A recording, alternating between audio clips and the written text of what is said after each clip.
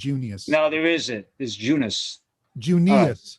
J-U-S. J-U-S. I'm sorry. Okay, I always do that. Oh, Eleanor got so mad at me for doing that. It's a bad habit of mine. Because I added an O. Very bad habit of mine.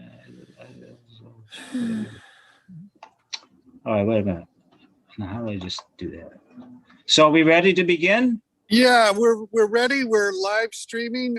Welcome to the Instant Shakespeare Company reading of the tragedy of Coriolanus that Michael Gardner has put together.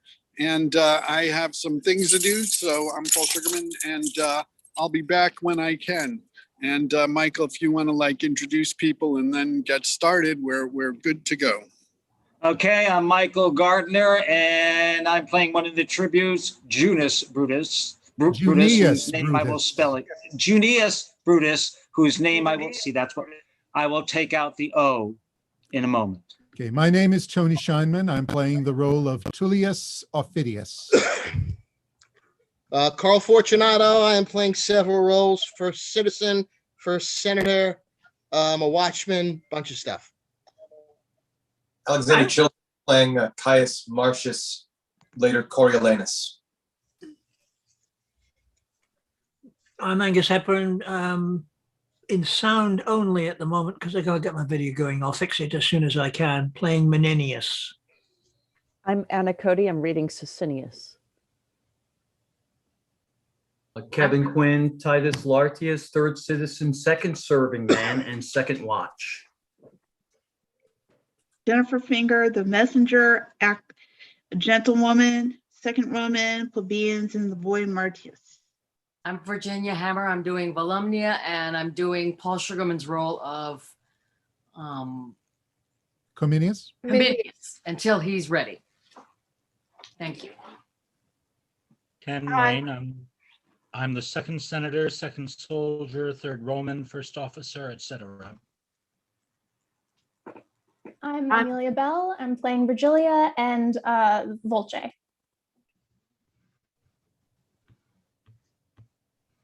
Jackie, have you introduced yourself? Oh, no, I'm Jacqueline Margolis, and I'm doing Valeria, citizen 2, a serving man, a lieutenant, a conspirator, and a couple of other things. Is that everybody? I think so. Okay, but just please don't forget, everybody, if you're not in the scene, please turn off your video and mute your microphones. Is somebody reading the headlines? No? Like enter company. Well, I think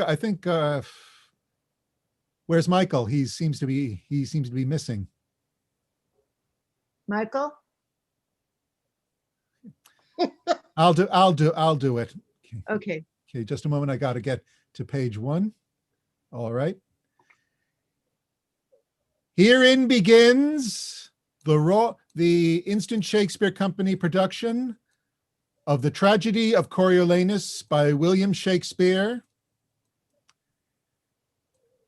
Now we begin Act 1, Scene 1, or Actus Primus, Scene Prima. The scene is in Rome.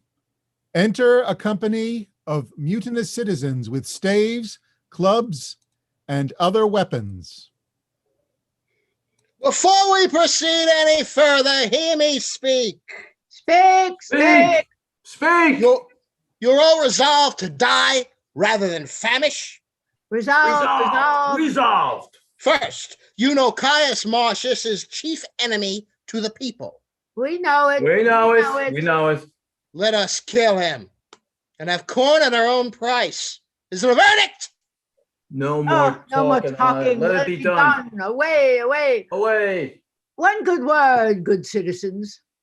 We are counted poor citizens. The patricians good. What authority surfeits on would relieve us. If they would yield us but the superfluity while it were wholesome, we might guess they relieved us humanely, but they think we are too dear. The leanness that afflicts us, the object of our misery, is as an inventory to particularize their abundance. Our sufferance is a gain to them. Let us revenge this with our pikes. Ere we become rakes. For the gods know I speak this in hunger for bread, not thirst for revenge. Would you proceed especially against Caius Marcius? Against him first. He's a very dog to the commonality. Consider you what services he has done for his country. Very well. And could be content to give him good report for it, but that he pays himself with being proud. Nay, but speak not maliciously. I say unto you, what he hath done famously, he did it to that end. Those soft-conscienced men can be content to say it was for his country. He did it to please his mother, and to be partly proud, which he is, even till the altitude of his virtue. What he cannot help in his nature, you account a vice in him. You must in no way say he is covetous. If I must not, I need not be barren of accusations. He hath faults with surplus to tire in repetition. Shouts within. What shouts are these? The other side of the city is risen. Why stay we prating here? To the capital! Come! Soft! Who comes here? Worthy Menenius Agrippa, one that hath always loved the people. He's one honest enough, would all the rest were so. What works my countrymen in hand? Where go you with bats and clubs? No matter, speak, I pray you. Our business is not unknown to the Senate. They have had inkling this fortnight what we intend to do, which now we'll show them in deeds. They say poor suitors have strong breaths. They shall know we have strong arms also. You took my line. Why, masters, my good friends, my honest neighbors, will you undo yourselves? We cannot, sir. We're undone already. Look, I tell you, friends, most charitable care have the patricians for you for your wants. You're suffering in this dearth, you may as well strike at the heaven with your staves as list them against the Roman state, whose course will on the way it takes, cracking 10,000 curbs of more strong like asunder that can ever appear in your impediment. For the dearth, the gods, not the patricians, make it, and your knees to them, not arms, must help. Alack, you are transported by calamity, thither where more attends you, and you slander the helms of the state, who care for you like fathers when you curse them as enemies. Care for us. Care for True us? indeed. You're taking my line, sir. You're one, I'm two. Care for us? True indeed. They ne'er cared for us yet. Suffer us to famish, and their storehouses crammed with grain. Made edicts for usury to support usurers. Repealed daily any old wholesome act established against the rich, and provide more piercing statutes daily to chain up and restrain the poor. If the wars eat us not up, they will, and there's all the love they bear us. Either you must confess yourselves wondrous malicious, or be accused of folly. I shall tell you a pretty tale. It may be you have heard it, but since it serves my purpose, I will venture to scale a little more. Well, I'll hear it, sir. Yet you must think to fob off our disgrace with a tale. But in the please you deliver. There was a time when all the body's members rebelled against the belly, thus accused it, that only one like a gulf it did remain in the midst of the body, idle and unactive, still cupboarding the viand, never bearing like labour with the rest, where other instruments did see and hear, devise, instruct, walk, feel, and mutually participate, did minister unto the appetite and affection common of the whole body, the belly answered. Well, sir, what answer made the belly? Sir, I shall tell you with a kind of smile, which ne'er came from the lungs, but even thus. For look you, I may make the belly smile as well as speak. It taintingly replied to the discontented members, the mutinous parts that envied his recite, even so most fitly as you malign our senators, for that they are not such as you. Your belly's answer, with the kingly crowned head, the vigilant eye, the counselor heart, the arm our soldier, our steed the leg, the tongue our trumpeter. What other menaments and petty helps in this our fabric if they? What then? For me this fellow speaks. What then? What then? What should by the cormorant belly be restrained? Who is the sink of the body? Well, what then? The former agents, if they did complain, what could the belly answer? I will tell you. If you'll bestow a small of what you have little, patience a while, you'll hear the belly's answer. You're long about it. Note me this, good friend. Your most grave belly was deliberate, not rash like his accusers, and thus answered, true, is it, my incorporate friends, quoth he, that I receive the general food at first, which you do live upon. And fit it is, because I am the storehouse and the shop of the whole body.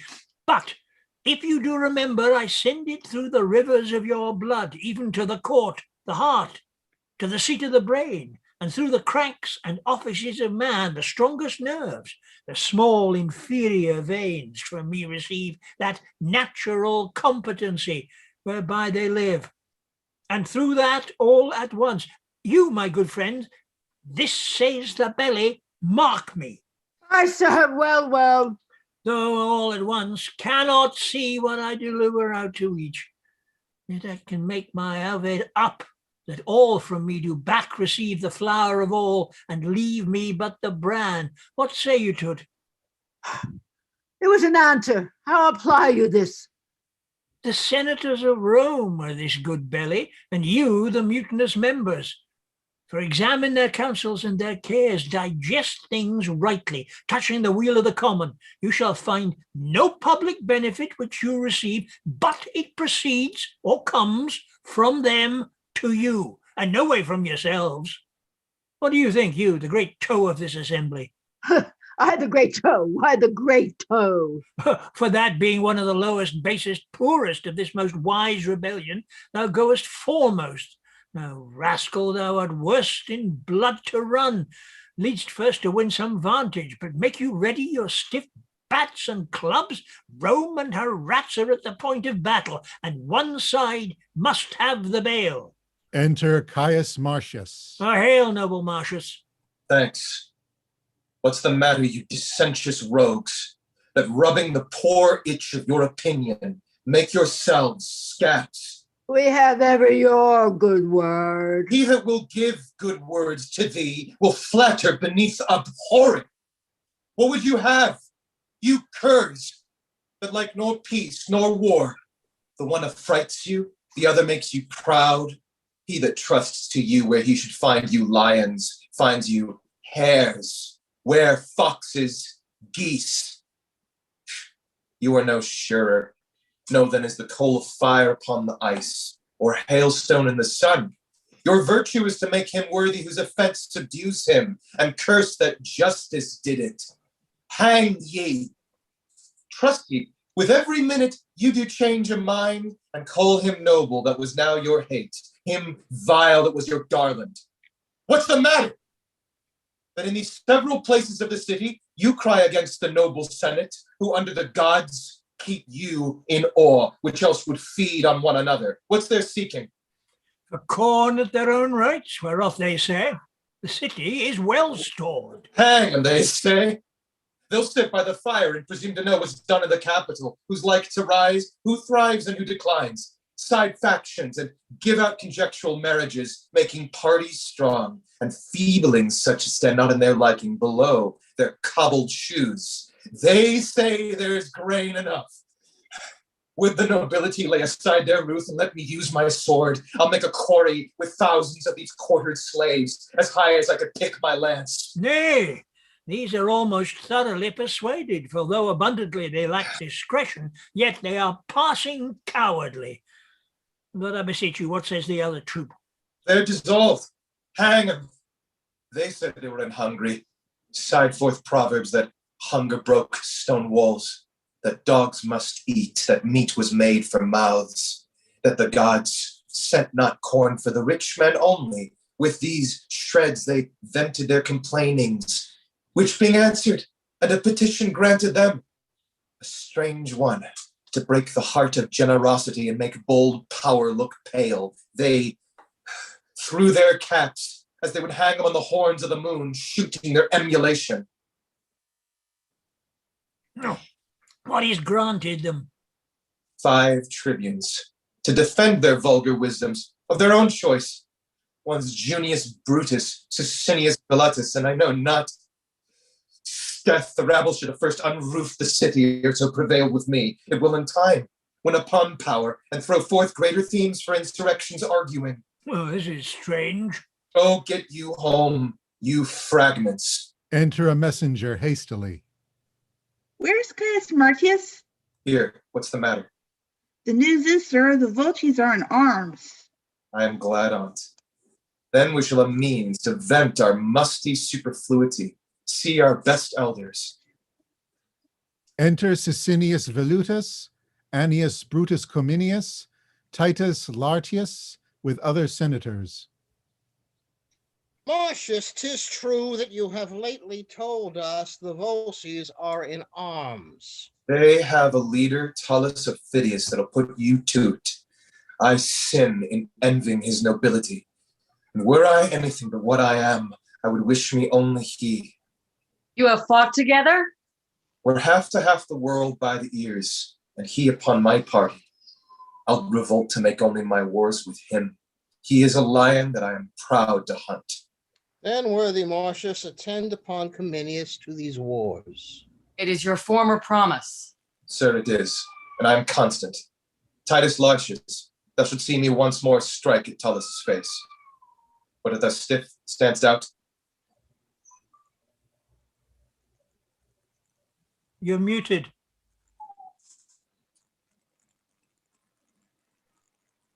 Kevin, you're muted.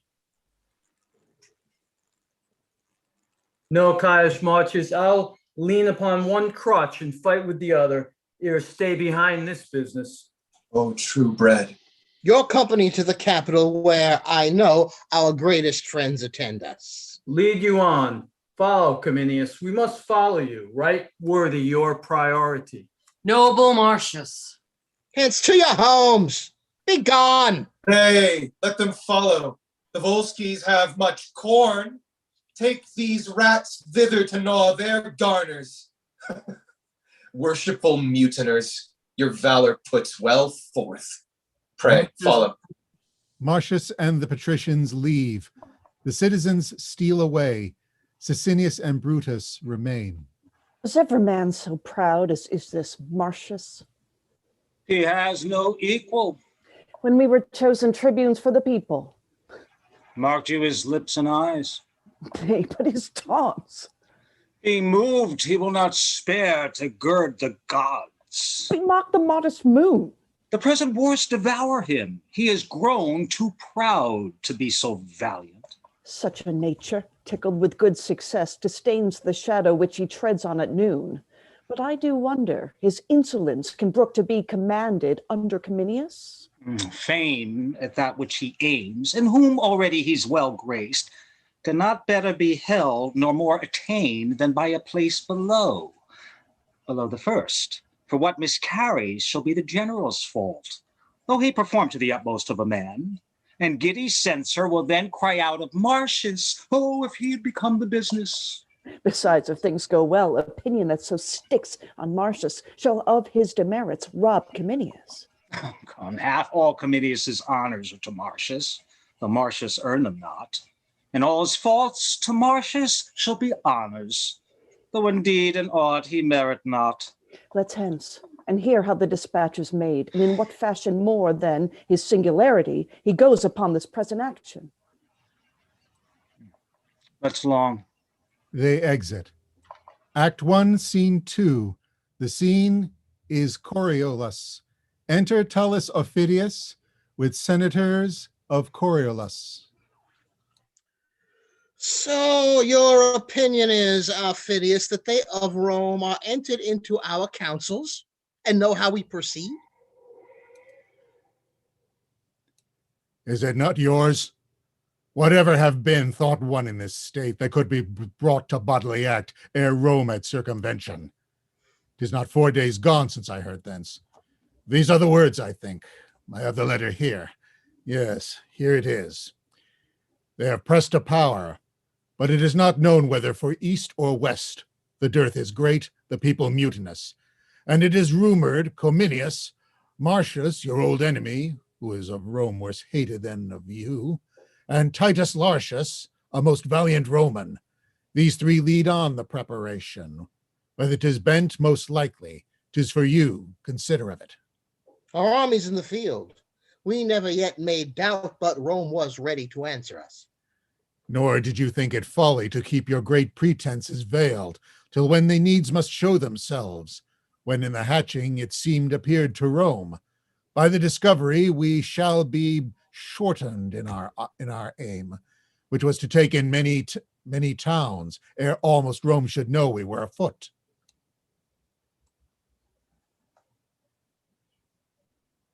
Okay. Noble Ophidius, take your commission. Hie you to your bands. Let us alone to guard Corioli. If they set down before us for the remove, bring your army. But I think you'll find they've not prepared for us. Oh, doubt not that. I speak from certainties. Nay, more. Some parcels of their power are forth already, and only hitherward. I leave your honors. If we and Caius Marcius chance to meet, 'tis sworn between us we shall ever strike till one can do no more. The gods assist you. And keep your honor safe. Farewell. Farewell. They all exit. The scene is now Rome. Enter Volumnia and Virgilia, mother and wife to Marcius. They set them down on two low stools, and so. I pray you, daughters, sing, or express yourself in a more comfortable sort. If my son were my husband, I should freely rejoice in that absence wherein he won honor, than in the embracements of his bed where he would show most love. When was he but tender-bodied and the only son of my womb, when youth with comeliness plucked all gaze his way, when for a day of kings' entreaties, a mother should not sell him an hour from her beholding, I, considering how honor would become such a person, that it was no better than picture-like to hang by the wall, if renown made it not stir, was pleased to let him seek danger where he was like to find fame. To a cruel war I sent him, from whence he returned, his brows bound with oak. A soldier, we'll just take it. I tell thee, daughter, I sprang not. I'm sorry. Lost my place. I sprang not more in joy at first hearing he was a man-child, than now in first seeing he had proved himself a man. But had he died in the business, madam, how then? Then his good report should have been my son. I therein would have found issue. Hear me profess sincerely, had I a dozen sons, each in my love alike, and none less dear than thine, and my good Marcius, I had rather than 11 die nobly for their country, than one voluptuously surfaced out of action. Enter a gentlewoman. Madam, the Lady Valeria is come to visit you. Beseech you, give me leave to retire myself. Indeed you shall not. He thinks I hear hither your husband's drum. See him pluck Aufidius down by the hair, as children from a bear, the Volsces shunning him. Methinks I see him stamp thus and call thus. Come on, you cowards! You were got in fear, though you were born in Rome. His bloody brow with his mailed hand, then wiping. Forth he goes, like to a harvest man, the task to mow or all, or lose his hire. His bloody brow, oh Jupiter, no blood. Away, you fool! It more becomes a man than gilt his trophy. The breasts of Hecuba, when she did suckle Hector, looked not lovelier than Hector's forehead when it spit forth blood. At Grecian sword. Contending, tell Valeria we are fit to bid her welcome. The gentlewoman exits. Heavens bless my lord from fellow Phidias. He'll beat Aufidius' head below his knee and tread upon his neck. Enter Valeria with an usher and a gentlewoman. My ladies, both good day to you. Sweet madam. I am glad to see your ladyship. Oh, how do you both? You're manifest housekeepers. What are you sewing there? Oh, a fine spot in good faith. How does your good son? Thank your ladyship. Well, good, madam. He had rather see the swords than hear a drum, than look upon his schoolmaster. On my word, the father's son. I'll swear 'tis a very pretty boy. Ay, my truth. I looked upon him a Wednesday, half an hour together. He's such a confirmed countenance. I saw him run after a gilded butterfly, and when he caught it, he let it go again, and after it again, and over and up again. Oh, catch it. Oh, or whether his fall enraged him or how 'twas, he did so set his teeth and tear it. Oh, I warrant how he mocked it. His father's moods. Indeed, lad, 'tis a noble child. A crack, madam. Come, lay aside your stitchery. I must have you play the idle housewife with me this afternoon. No, good madam, I will not out of doors. Not out of doors? She shall. Indeed, no. By your patience, I'll not over the threshold till my lord return from the wars. Oh, fie, you confine yourself most unreasonably. Come, you must go visit the good lady that lies in. I will wish her speedy strength and visit her with my prayers, but I cannot go thither. Why, I pray you? 'Tis not to save labor, nor that I want love. Oh, you want be another Penelope. Yet they say all the yarn she spun in Ulysses' absence did but fill Attica full of moths. Come, I would your cambric was sensible as your finger, that you might leave pricking it for pity. Come, you shall go with us. No, good madam, pardon me. Indeed, I will not forth. In truth, go with me, and I'll tell you excellent news of your husband. Oh, good madam, there can be none yet. Verily, I do not jest with you. There came news from him last night. Indeed, madam. In earnest, it's true. I heard a senator speak it. Thus it is. The Volscians have an army forth against whom Cominius, the general is gone, was one part of our Roman power. Your lord and Titus Lartius are set down before their city, Coriolanus. They nothing doubt prevailing, and to make it brief, wars. Oh, this is true on mine honor, and so I pray go with us. Give me excuse, good madam. I will obey you in everything hereafter. Let her alone, lady. As she is now, she will but disease our better mirth. In troth, I think she would. Fare you well then. Oh, come, good sweet lady. Prithee, Virginia, turn thy solemnness out a door and go along with us. No, at a word, madam. Indeed, I must not.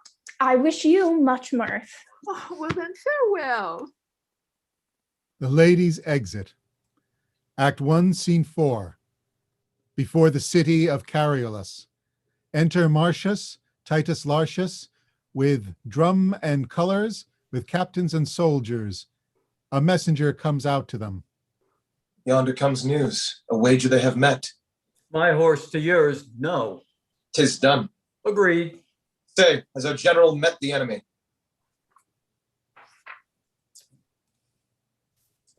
They lie in view, but have not spoke as yet. So the good horse is mine. I'll buy him of you. No, I'll nor sell nor give him. Lend you him I will for 500 years. Summon the town.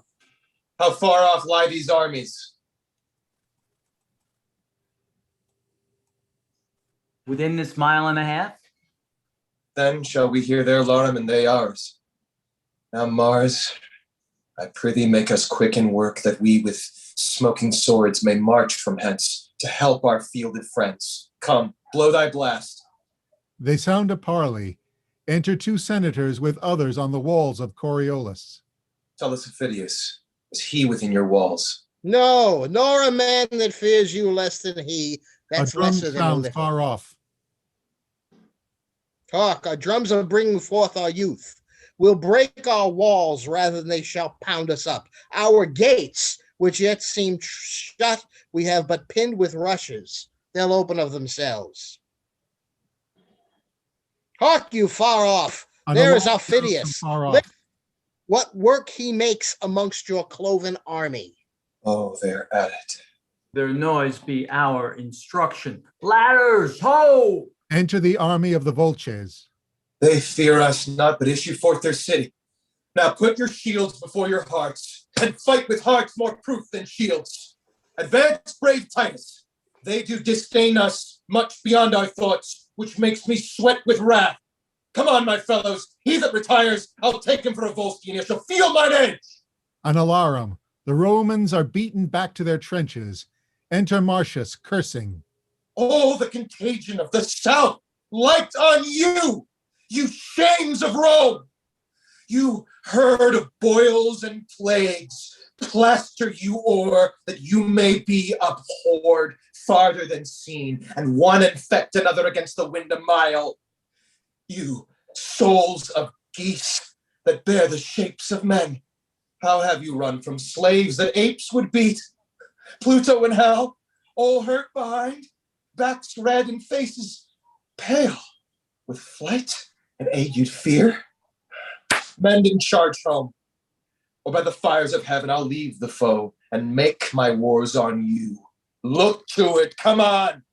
If you'll stand fast, we'll beat them to their wives as they to us to our trenches follows. Another alarm, and Marcius follows them to the gates and is shut inside the city. So now the gates are open. Now, prove good seconds. 'Tis for the followers. Fortune widens them, not for the flyers. Mark me and do the like. Enter the Gatti. Foolhardiness, not I. Nor I. The alarm continues. To the pot I warrant him. Enter Titius Lartius. What has become of Marcius? Slain, sir, doubtless. Following the flyers at the very heels, with them he enters, who upon the sudden clap to their gates, he is himself alone to answer all the city. O noble fellow, who sensibly outdares his senseless sword, and when it bows stands up, thou art left, Marcius, a carbuncle entire. As big as thou art, were not so rich a jewel. There wasn't a soldier even the gates wish, not fierce and terrible, only in strokes, but with thy grim looks and the thunder-like percussion of thy sounds, thou madest thy enemies shake, as if the world were feverish and did tremble. Enter Marcius bleeding, assaulted by the enemy. Look, sir. Oh, 'tis Marcius. Let's fetch him off, or make remain alike. They fight, and all enter the city. Act 1, Scene 5. Enter certain Romans with spoils. This will I carry to Rome. And I this. A Marinant, I took this for silver. The three soldiers exit. The alarm continues with a far off. Enter Marcius and Titus with a trumpet. See here, these movers that do prize their hours at a cracked drachma, cushions, leaden spoons, irons of a doit, doublets that hangman would bury with those that wore them, these base slaves. Ere yet the fight be done, pack up, down with them, and hark, what noise the general makes. To him, there is the man of my soul's hate, Aufidius piercing our Romans. Then valiant Titus, take convenient numbers to make good the city, whilst I, with those that have the spirit, will haste to help Cominius. Worthy sir, thou bleedest. Thy exercise hath been too violent for second course of fight. Sir, praise me not. My work is not yet warmed me. Fare you well. The blood I drop is rather physical than dangerous to me. To Aufidius thus I will appear in fight. Now the fair goddess Fortune fall deep in love with thee, and her great charms misguide thy opposers' swords. Bold gentleman, prosperity be thy page. Thy friend, no less than those she placeth highest. So farewell. Thou worthiest Marcius, go sound thy trumpet in the marketplace. Call thither all the officers of the town, where they shall know our mind. Away! They exit. Act 1, Scene 6. Enter Cominius, as it were in retire, with soldiers. Is Paul back yet? I guess not. Okay. Breathe you, my friends, well fought. You are come off like Romans, neither foolish in our stands nor cowardly in retire. Believe me, sirs, we shall be charged again. Whilst we have stroke by interims and conveying gusts, we have heard the charges of our friends. The Roman gods lead their successes, as we wish our own, that both our powers, with smiling fronts encountering, may give you thankful sacrifice. Thy news? Enter a messenger. The citizens of Coriolanus have issued and given to Lartius and to Marcius battle. I saw our party to their trenches driven, and then I came away. Though thou speakest truth, methinks thou spokest not well. How long is it since? Above an hour, my lord. 'Tis not a mile. Briefly we heard their drums. How couldst thou in a mile confound an hour and bring thy news so late? Spies of the vultures held me in chase. Then I was forced to wheel 3 or 4 miles about. Else had I, sir, half an hour since brought my report. Enter Marcius. Who's yonder that does appear as he were fleed? O gods, he has the stamp of Marcius, and I have before time seen him thus. Come I too late? The shepherd knows not thunder from a tabor more than I know the sound of Marcius' tongue from every meaner man. Come I too late? Aye, if you come not in the blood of others, but mantled in your own. Oh, let me clip ye in arms as sound as when I wooed, and as merry as when our nuptial day is done and tapers burn to bedward. Flower of warriors, how is it with Titus Lartius? As with a man busied about decrees, condemning some to death and some to exile, ransoming him, or pitying, threatening the other, holding Coriolanus in the name of Rome, even like a fawning greyhound in the leash to let him slip at will.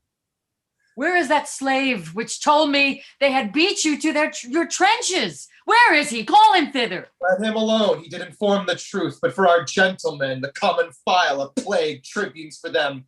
The mouse ne'er shunned the cat as they did budge from rascals worse than they. But how prevailed you? Will the time serve to tell? I do not think. Where is the enemy? Are you lords of the field? If not, why cease you till you are so? Marcius, we have at disadvantage fought, and did retire to win our purpose. How lies their battle? Know you on which side they've placed their men of trust? As I guess, Marcius, their bands in the wayward are the ancients of their best trust, or them Aufidius, their very heart of hope. I do beseech you, by all the battles wherein we have fought, by the blood we have shed together, by the vows we have made to endure friends, that you directly set me against Aufidius and his Antiates, and that you not delay the present, but filling the air with swords advanced and darts, we prove this very hour. Though I could wish you were conducted to a gentle bath and balms applied to you, yet dare I never deny your asking. Take your choice of those that best can aid your action. Those are they that are most willing. If any such be here, as it were sin to doubt, that love this painting wherein you see me smeared.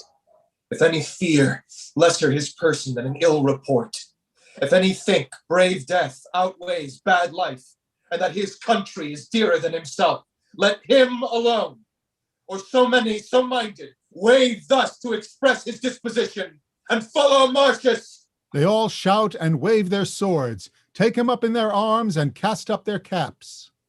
Oh, me alone, make you a sword of me. If these shows be not outward, which of you but his 4 Volsces? None of you but is able to bear against the great Aufidius a shield as hard as his. A certain number, the thanks to all, must I select from all. The rest shall bear the business in some other fight, as cause will be obeyed.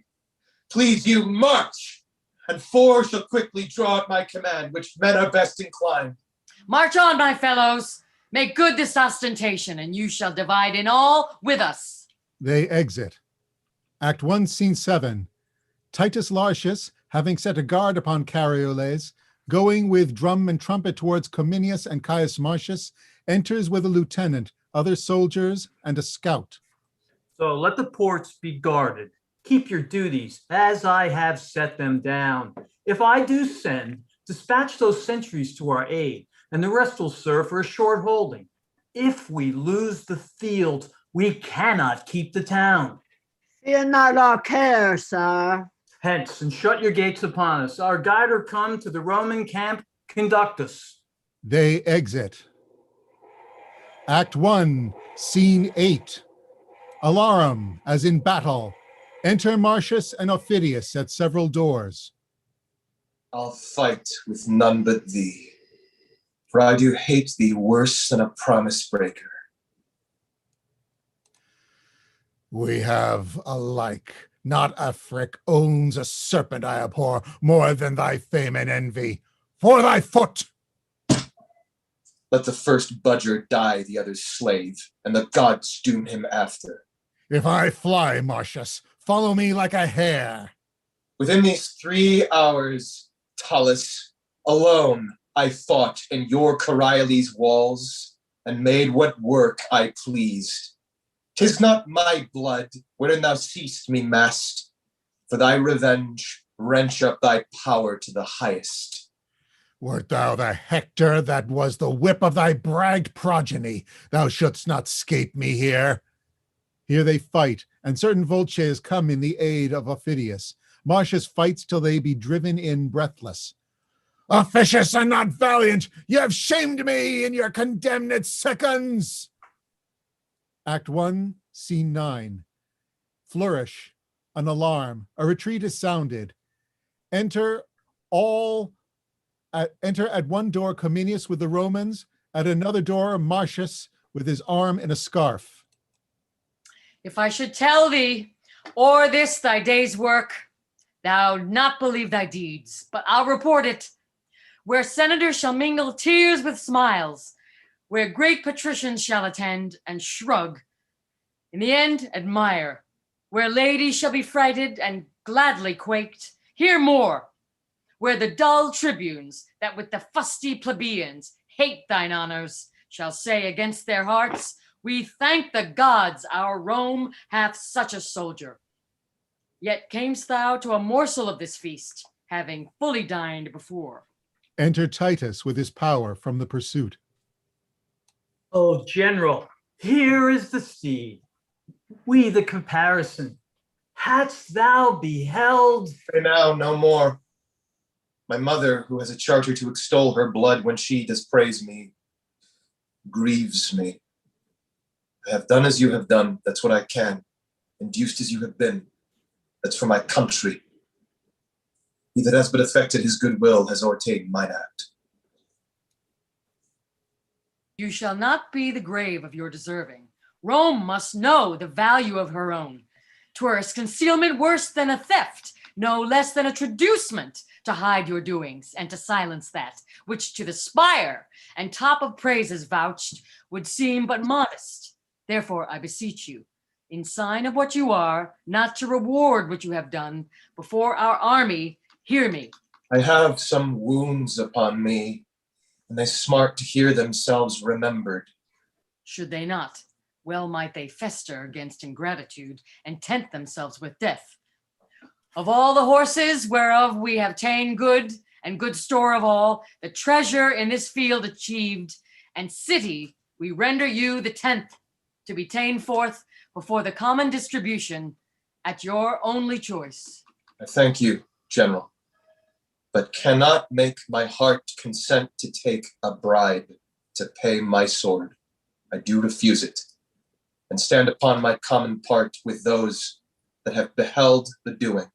A long flourish, they all cry, Marcius, Marcius, cast up their caps and lances. Cominius and Lartius stand bare.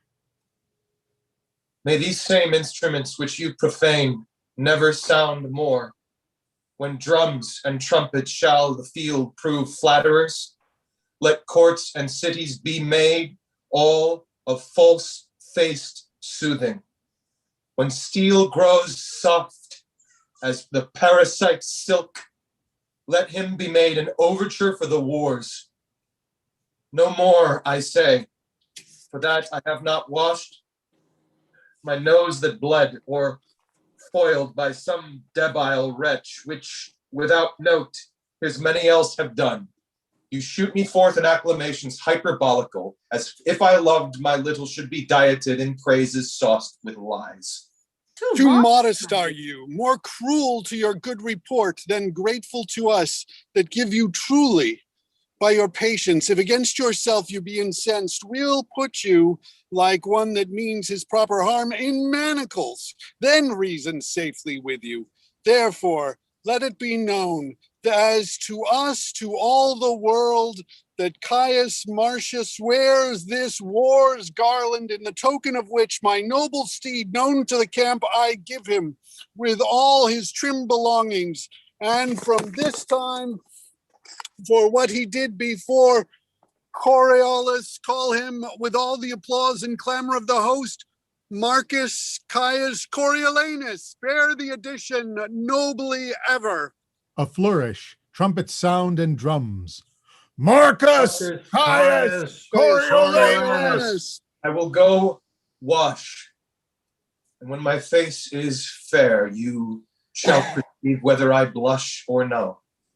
Howbeit I thank you, I mean to stride your steed, and at all times to undercrest your good addition to the fairness of my power. So to our tent, where'er we do repose us, we will write to Rome of our success. You, Titus Lartius, must to Coriolanus back send us to Rome, the best with whom we may articulate for their own good and ours. I shall, my lord. The gods begin to mock me. I that now received most princely gifts am bound to beg of my lord general. Take it, 'tis yours, what is it? I sometime lay here in Coriolanus at a poor man's house. He used me kindly, he cried to me. I saw him prisoner, but then Aufidius was within my view, and wrath o'erwhelmed my pity. I request you to give my poor host freedom. Oh, well begged. Were he the butcher of my son, he should be free, as is the wind. Deliver him, Titus. Marcius, his name? By Jupiter forgot. I'm weary, yea, my memory is tired. Have we no wine here? Go we to our tent. The blood upon your visage dries. 'Tis time it should be looked to.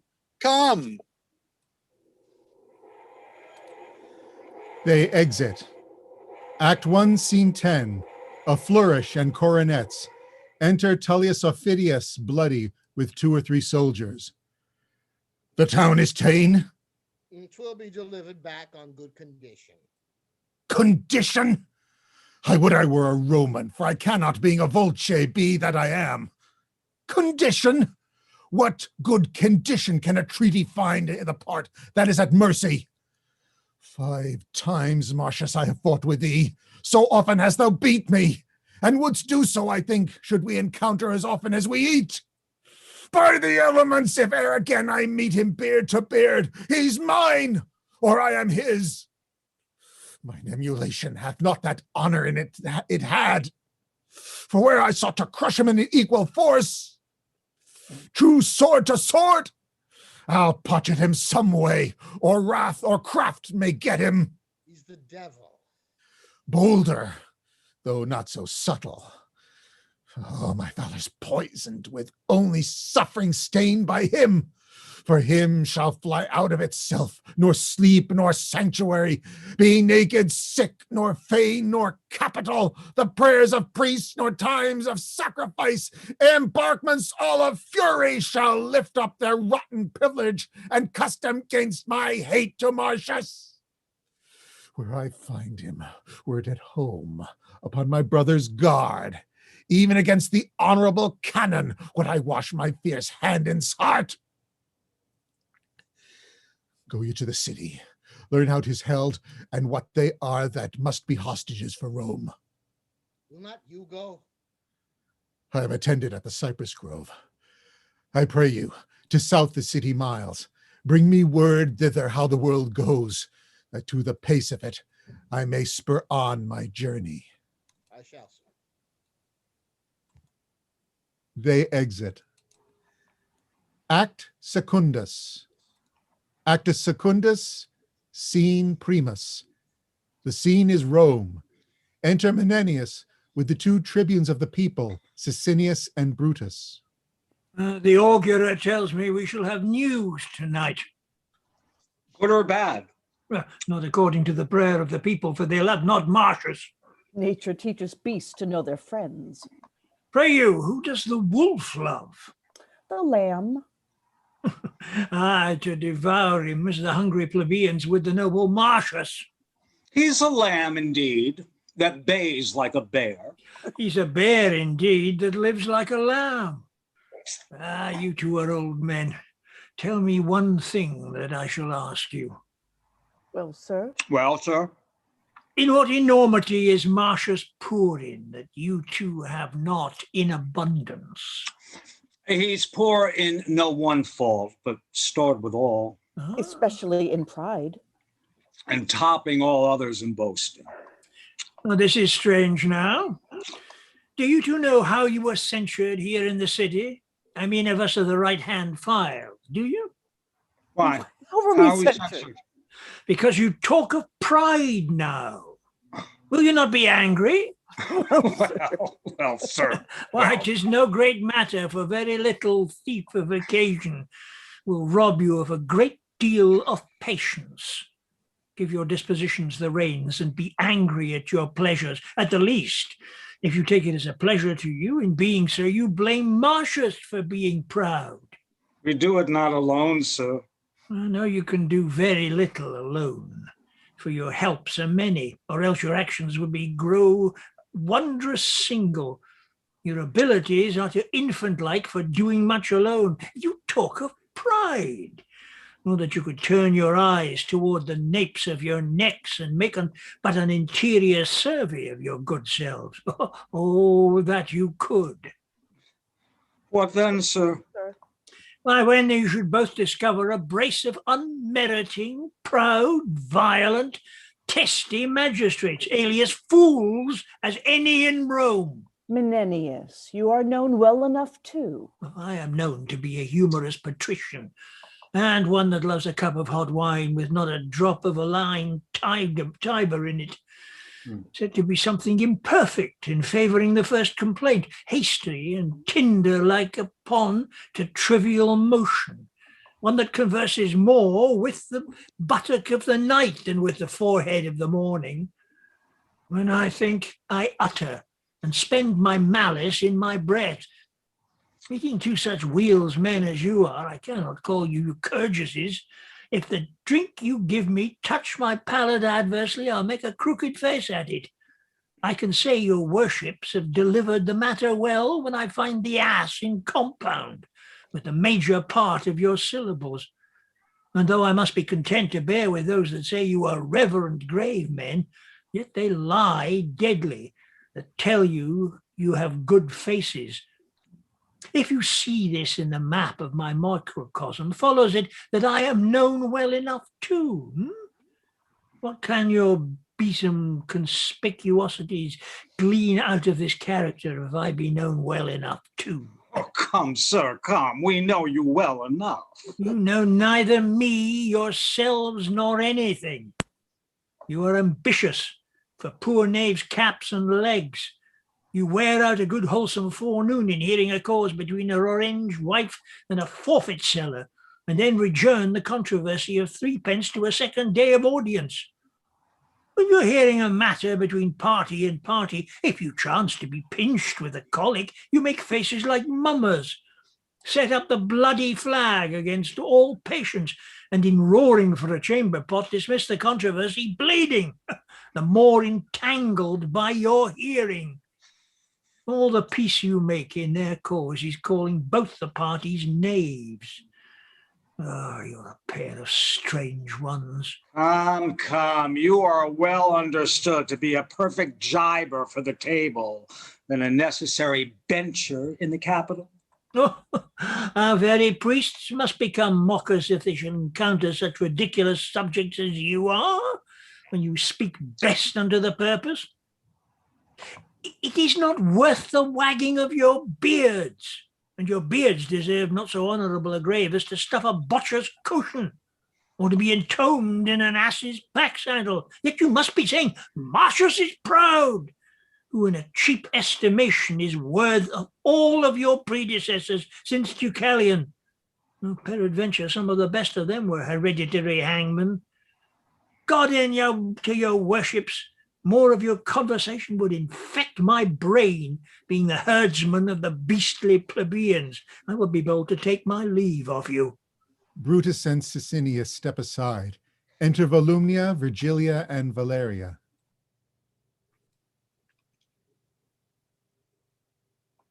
How now, as my fair as noble ladies, and the moon of she earthly, no nobler, whither do you follow your eyes so fast?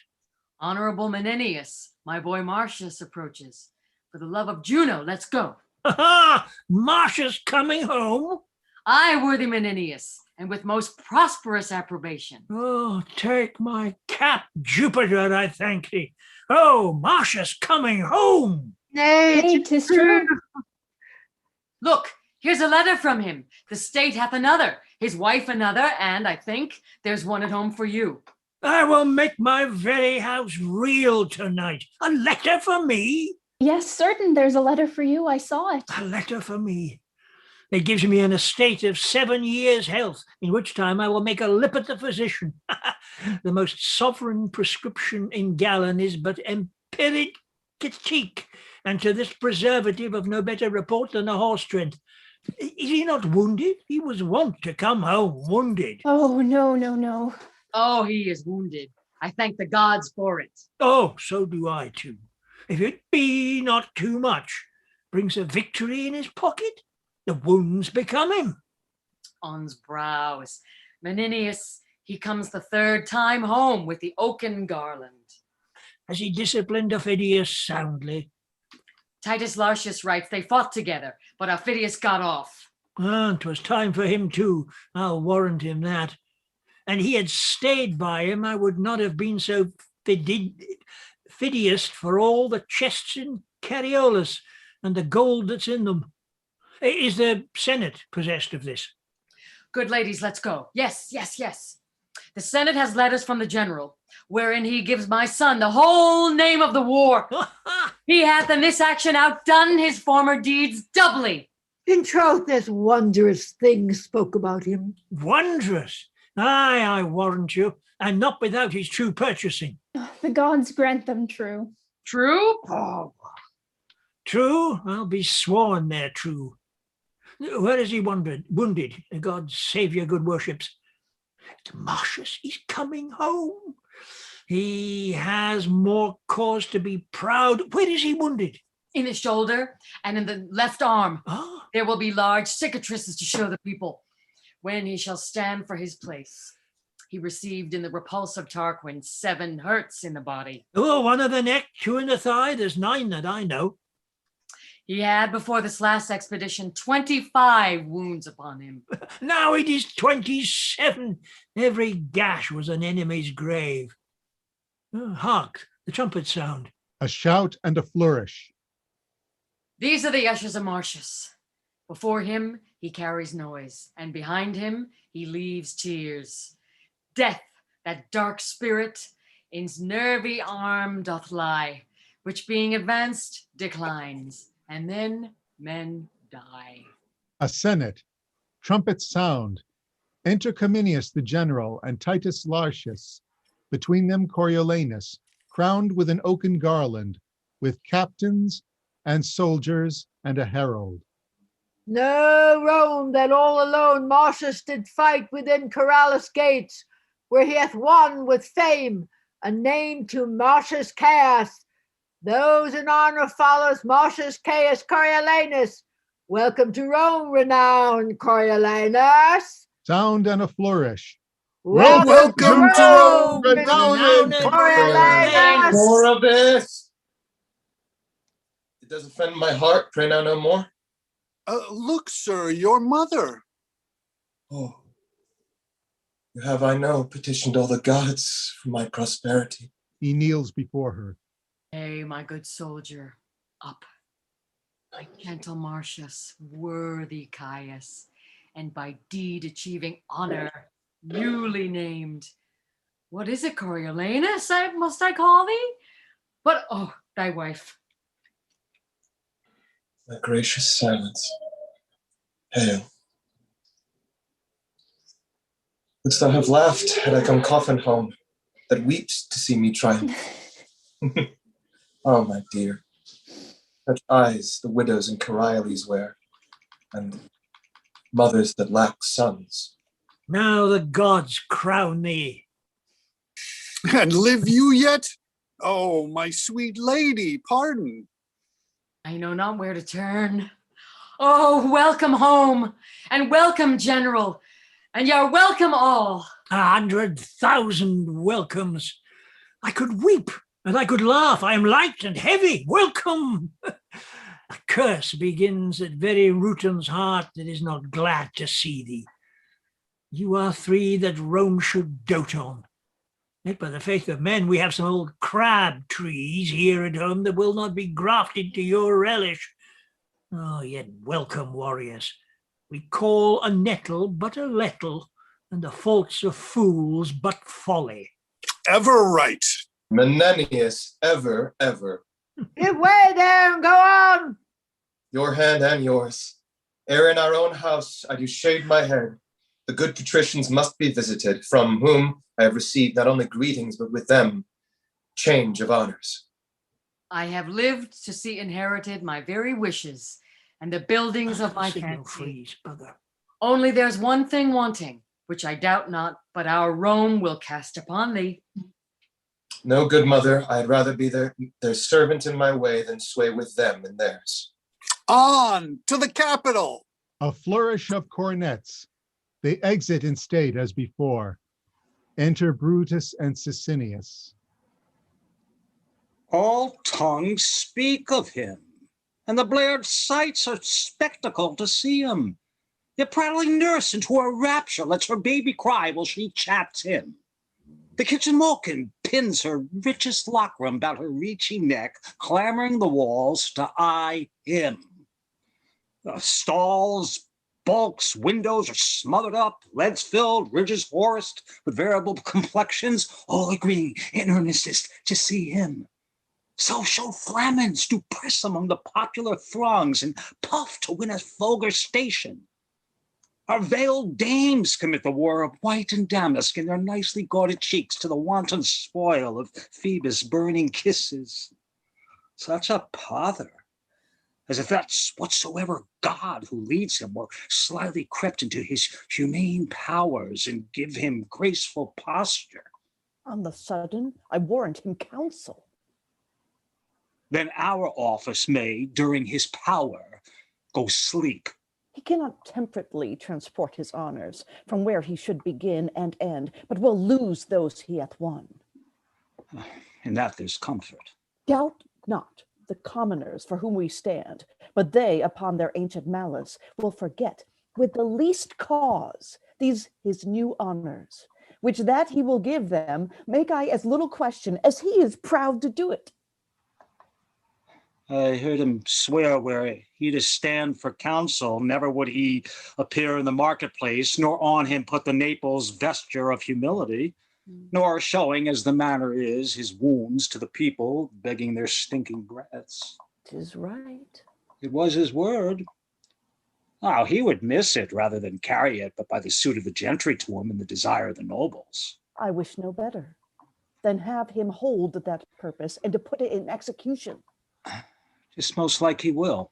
It shall be to him then, as our good wills, a sure destruction. So I must fall out to him, or our authorities. For an end, we must suggest the people in what hatred he still hath held them, that to his power he would have made them mules, silenced their pleads, and dispropertied their freedoms, holding them in human action and capacity of no more soul nor fitness for the world than camels in the war, who have their provant only for bearing burthens and sore blows for sinking under them. This, as you say, suggested at some time, when his soaring insolence shall teach the people, which time shall not want. If he be put upon it, and that's as easy as to set dogs on sheep, will be his fire to kindle their dry stubble, and their blaze shall darken him forever. Enter a messenger. What's the matter? What? Messenger, what's the matter? Speak, man. What is it? Speak. You're There you sent. go. Capital. You are sent forward to the capital. 'Tis thought that Marcius shall be consul. I have seen the dumb men throng to see him, and the blind to hear him speak. Matrons flung gloves, ladies and men their scarves and kerchiefs upon him as he passed. The nobles bended as to Jove's statues, and the commons made a shower and thunder with their caps and shawls. I never saw the like.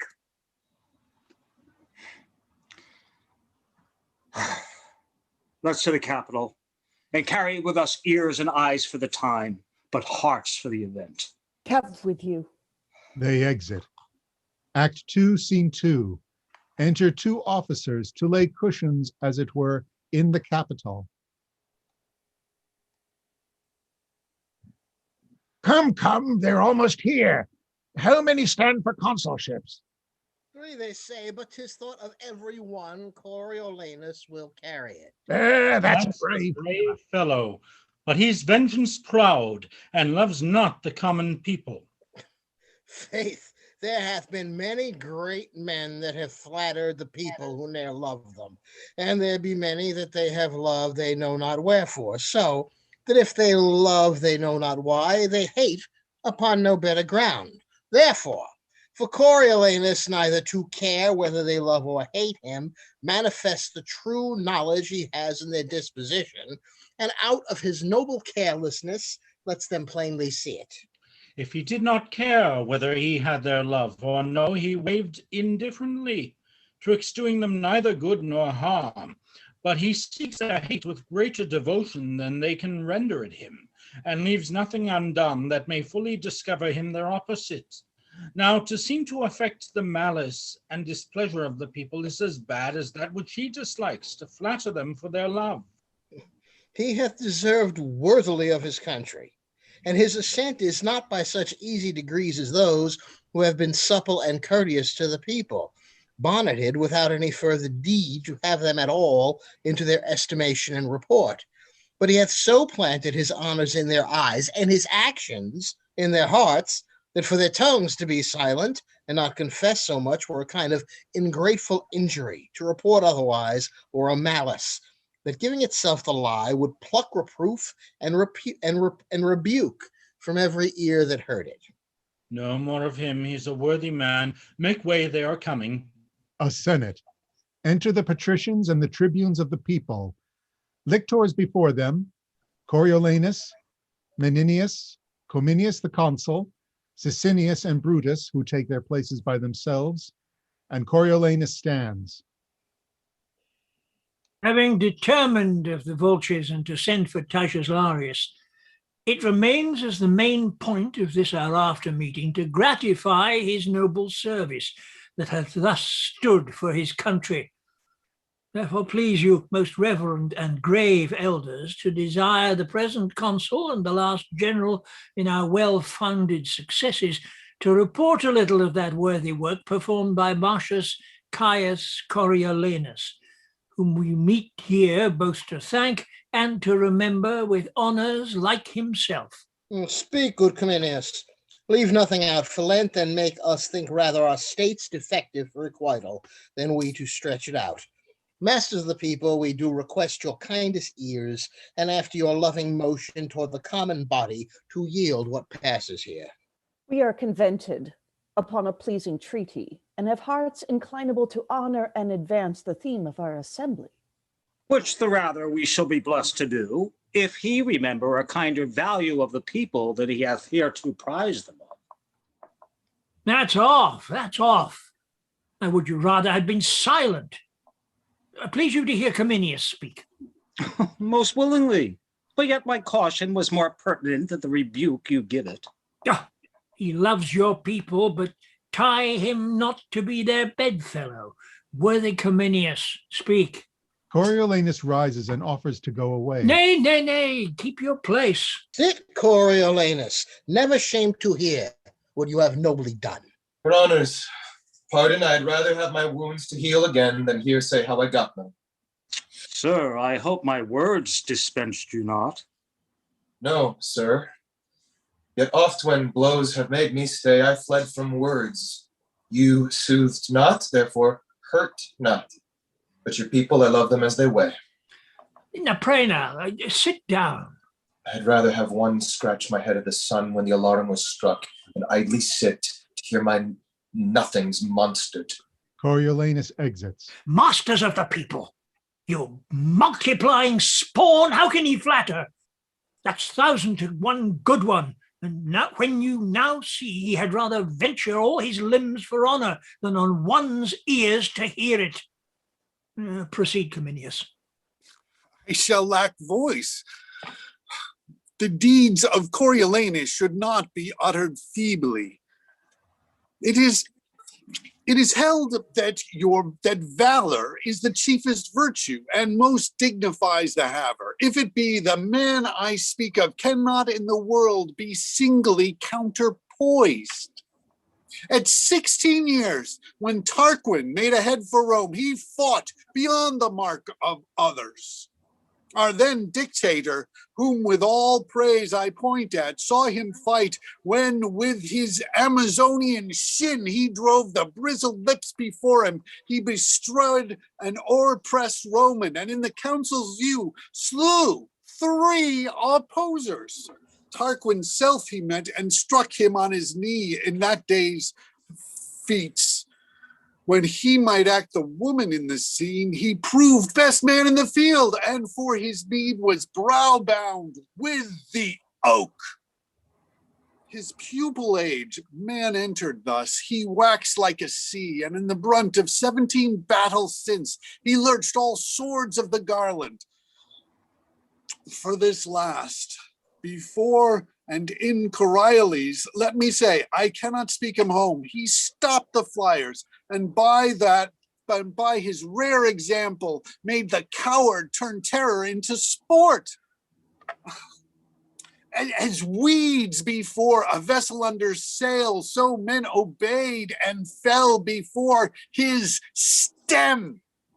His sword, death stamp, where it did mark, it took from face to foot. He was a thing of blood, whose every motion was timed with dying cries. Alone he entered the mortal gate of the city, which he painted with shunless destiny. Aidless came off, and with a sudden reinforcement struck Coriolanus like a planet. Now all's his, when by and by the din of war can pierce his ready sense, then straight his doubled spirit requickened what in flesh was fatigate, and to the battle came he, where he did run reeking o'er the lives of men as it were a perpetual spoil. Until we called both field and city ours, he never stood to ease his breast with panting. Worthy man. He cannot but with measure fit the honors which we devise him. Our spoils he kicked at, and looked upon things precious as they were the common muck of the world. He covets less than misery itself would give, rewards his deeds with doing them, and is content to spend the time to end it. He's right, noble. Let him be called for it. Call Coriolanus. He doth appear. Coriolanus enters. The Senate, Coriolanus, are well pleased to make thee consul. I do owe them still my life and services. It then remains that you do speak to the people. I do beseech you, let me o'erleap that custom, for I cannot put on the gown, stand naked, and treat them for my wound's sake to give their suffrage. Please you that I may pass this doing. Sir, the people must have their voices. Neither will they bate one jot of ceremony. Put them not to it. Pray you go fit you to the custom, and take to you, as your predecessors have, your honor with their form. The part that I shall blush in acting and might well be taken from the people. Mark you that? Brag unto them, thus I did, and thus show them the On aching scars, which I should hide, as if I received them for the hire of their breath only? Oh, do not stand upon't. We recommend you to the tribunes of the people, our purpose to them, and to our noble consul. Wish we all joy and honor. To Coriolanus come all joy and honor. A flourish of cornets. They all exit except Sicinius and Brutus, who remain. You see how he intends to use the people. May they perceive his intent. He will require them, as if he did contemn what he requested should be in them to give. Come, we'll inform them of our proceedings here in the marketplace. I knew they do attend us. And they exit. Act 2, Scene 3, a street in Rome. Enter 7 or 8 citizens. Once if he do require our voices, we ought not to deny him. We may, sir, if we will. We have power in ourselves to do it, but it is a power that we have no power to do. For if he show us his wounds and tell us his deeds, we are to put our tongues into those wounds and speak for them. So if he tell us his noble deeds, we must also tell him our noble acceptance of them. Ingratitude is monstrous. And for the multitude to be ingrateful were to make a monster of the multitude, of the which, we being members, should bring ourselves to be monstrous members. And to make us no better thought of, a little help will serve. For once we stood up about the corn, he himself stuck not to call us the many-headed multitude. We have been called so of many, not that our heads are some brown, some black, some Abram, some bald, but that our wits are so diversely colored. And truly, I think, if all our wits were to issue out of one skull, they would fly east, west, north, and south, and their consent of one direct way should be at once to all the points of the compass. Think you so? Which way do you judge my wit would fly? Nay, your wit will not so soon out as another man's will. 'Tis strongly wedged up in a blockhead. But if it were at liberty, sure it would southward. Why that way? To lose itself in a fog, where being 3 parts melted away with rotten dews, the 4th would return for conscience sake, to help thee get a wife. You are never without your tricks. You may. Are you all resolved to give your voices? But that's no matter. The greater part carries it, I say. If he would incline to the people, there was never a worthier man. Enter Coriolanus in a gown of humility with Menenius. Here he comes, and in the gown of humility, mark his behavior. We are not to stay all together, but to come by him where he stands, by 1s, by 2s, and by 3s. He's to make his requests by particulars, wherein every one of us has a single honor in giving him our voices with our own tongues. Therefore, follow me, and I'll direct you how you shall go by him. Content. Oh, sir, you are not right. Have you not known the worthiest men have done't?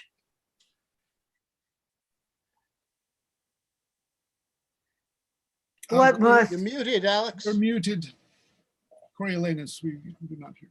What must I say? Pray, sir, plague upon it. I cannot bring my tongue to such a pace. Look, sir, my wounds, I got them in my country's service when some certain of your brethren roared and ran from the noise of our own drums.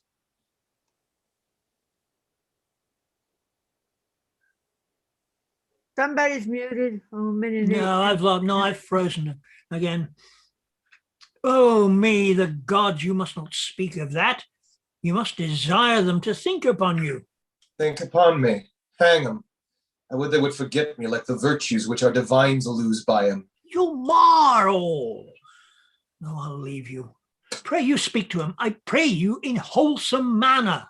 Menenius exits. Enter 3 citizens. Bid them wash their faces and keep their teeth clean. So here comes a brace.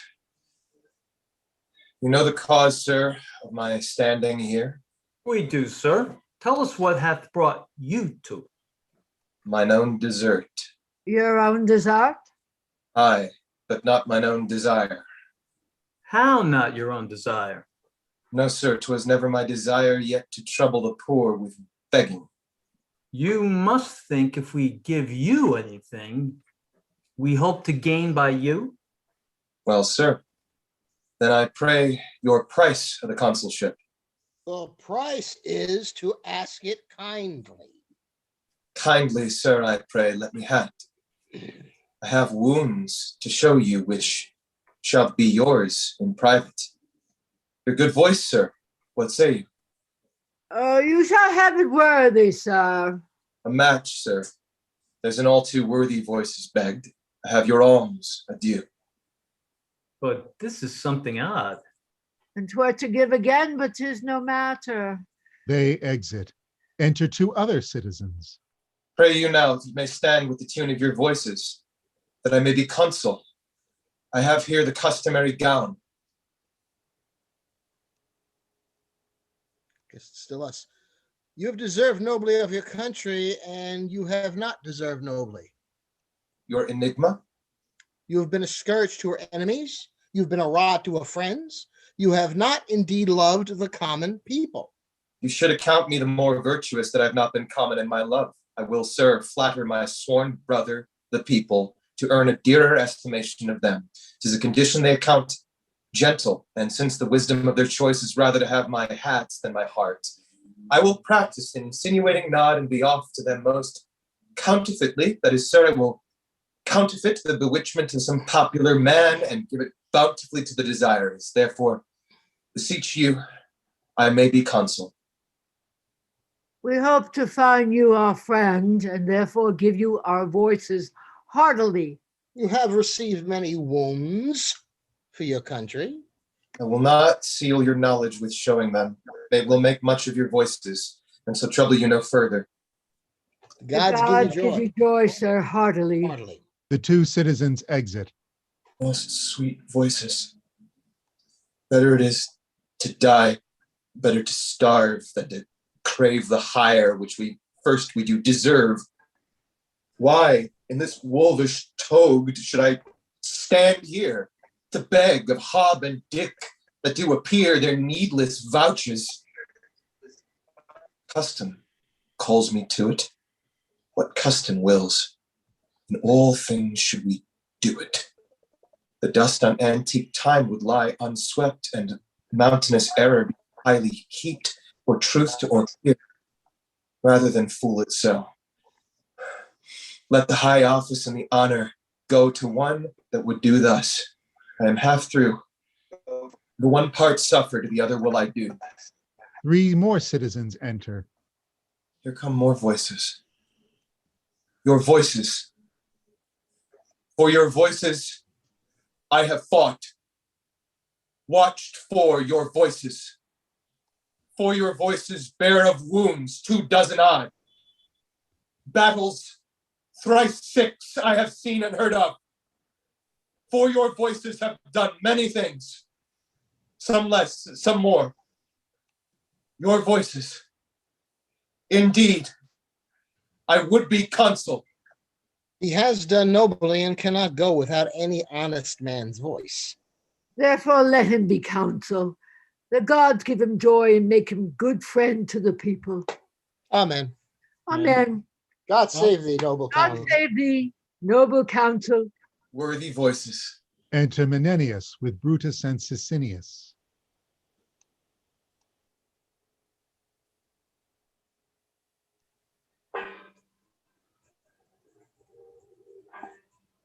Oh, I'm back. You have stood your limitation, and the tribunes endue you with the people's voice. Remains that, and the official marks invested you anon do meet the Senate. Is this done?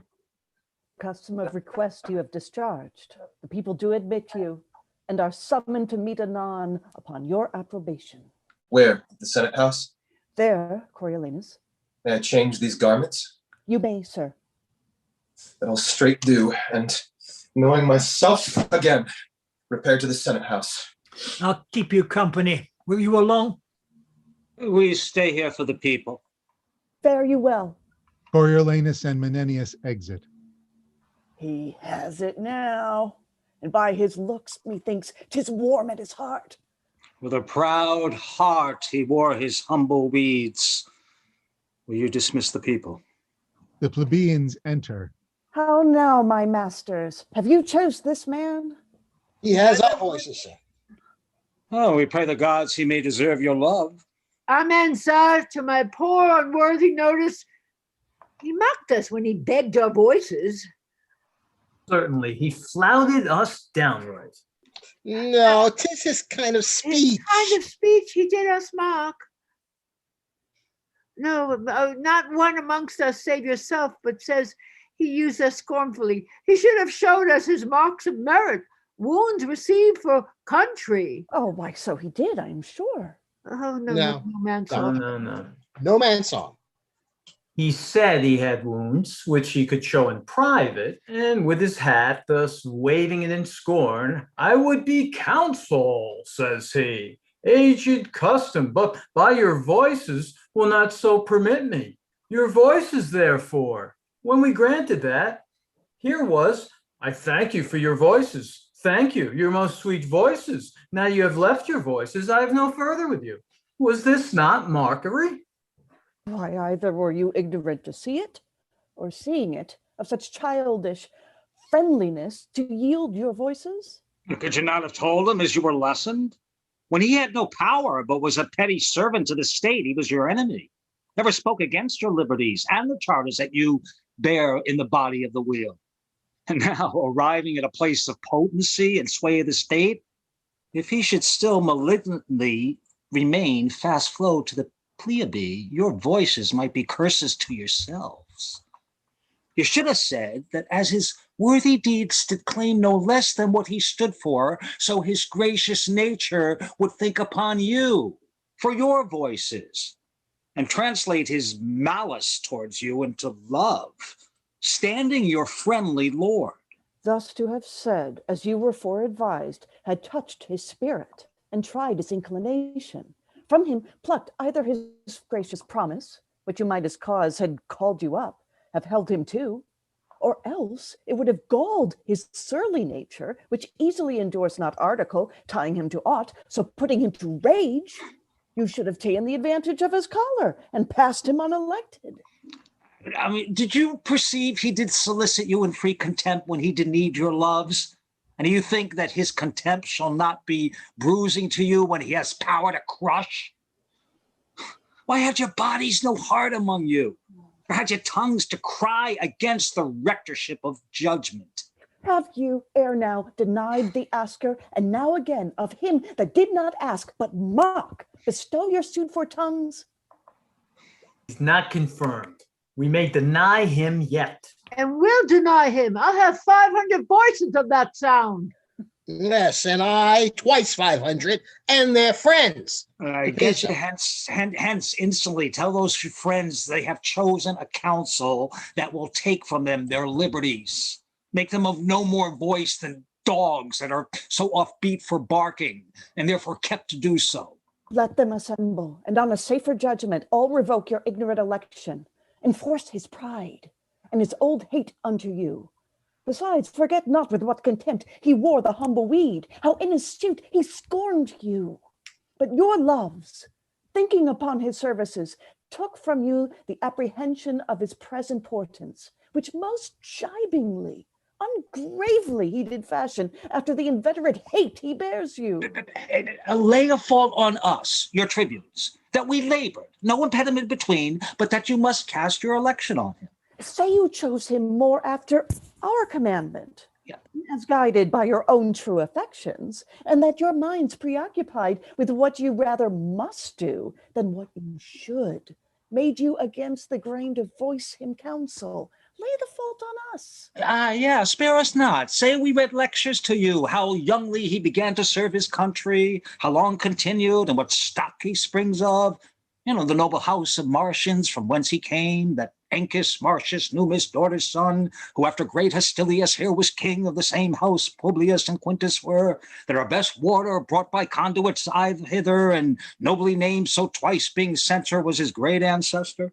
One thus descended that hath beside well in his person wrought, to be set high in place. We did commend to your remembrances, but you have found, scaling his present bearing with his past, that he's your fixed enemy, and revoke your sudden approbation.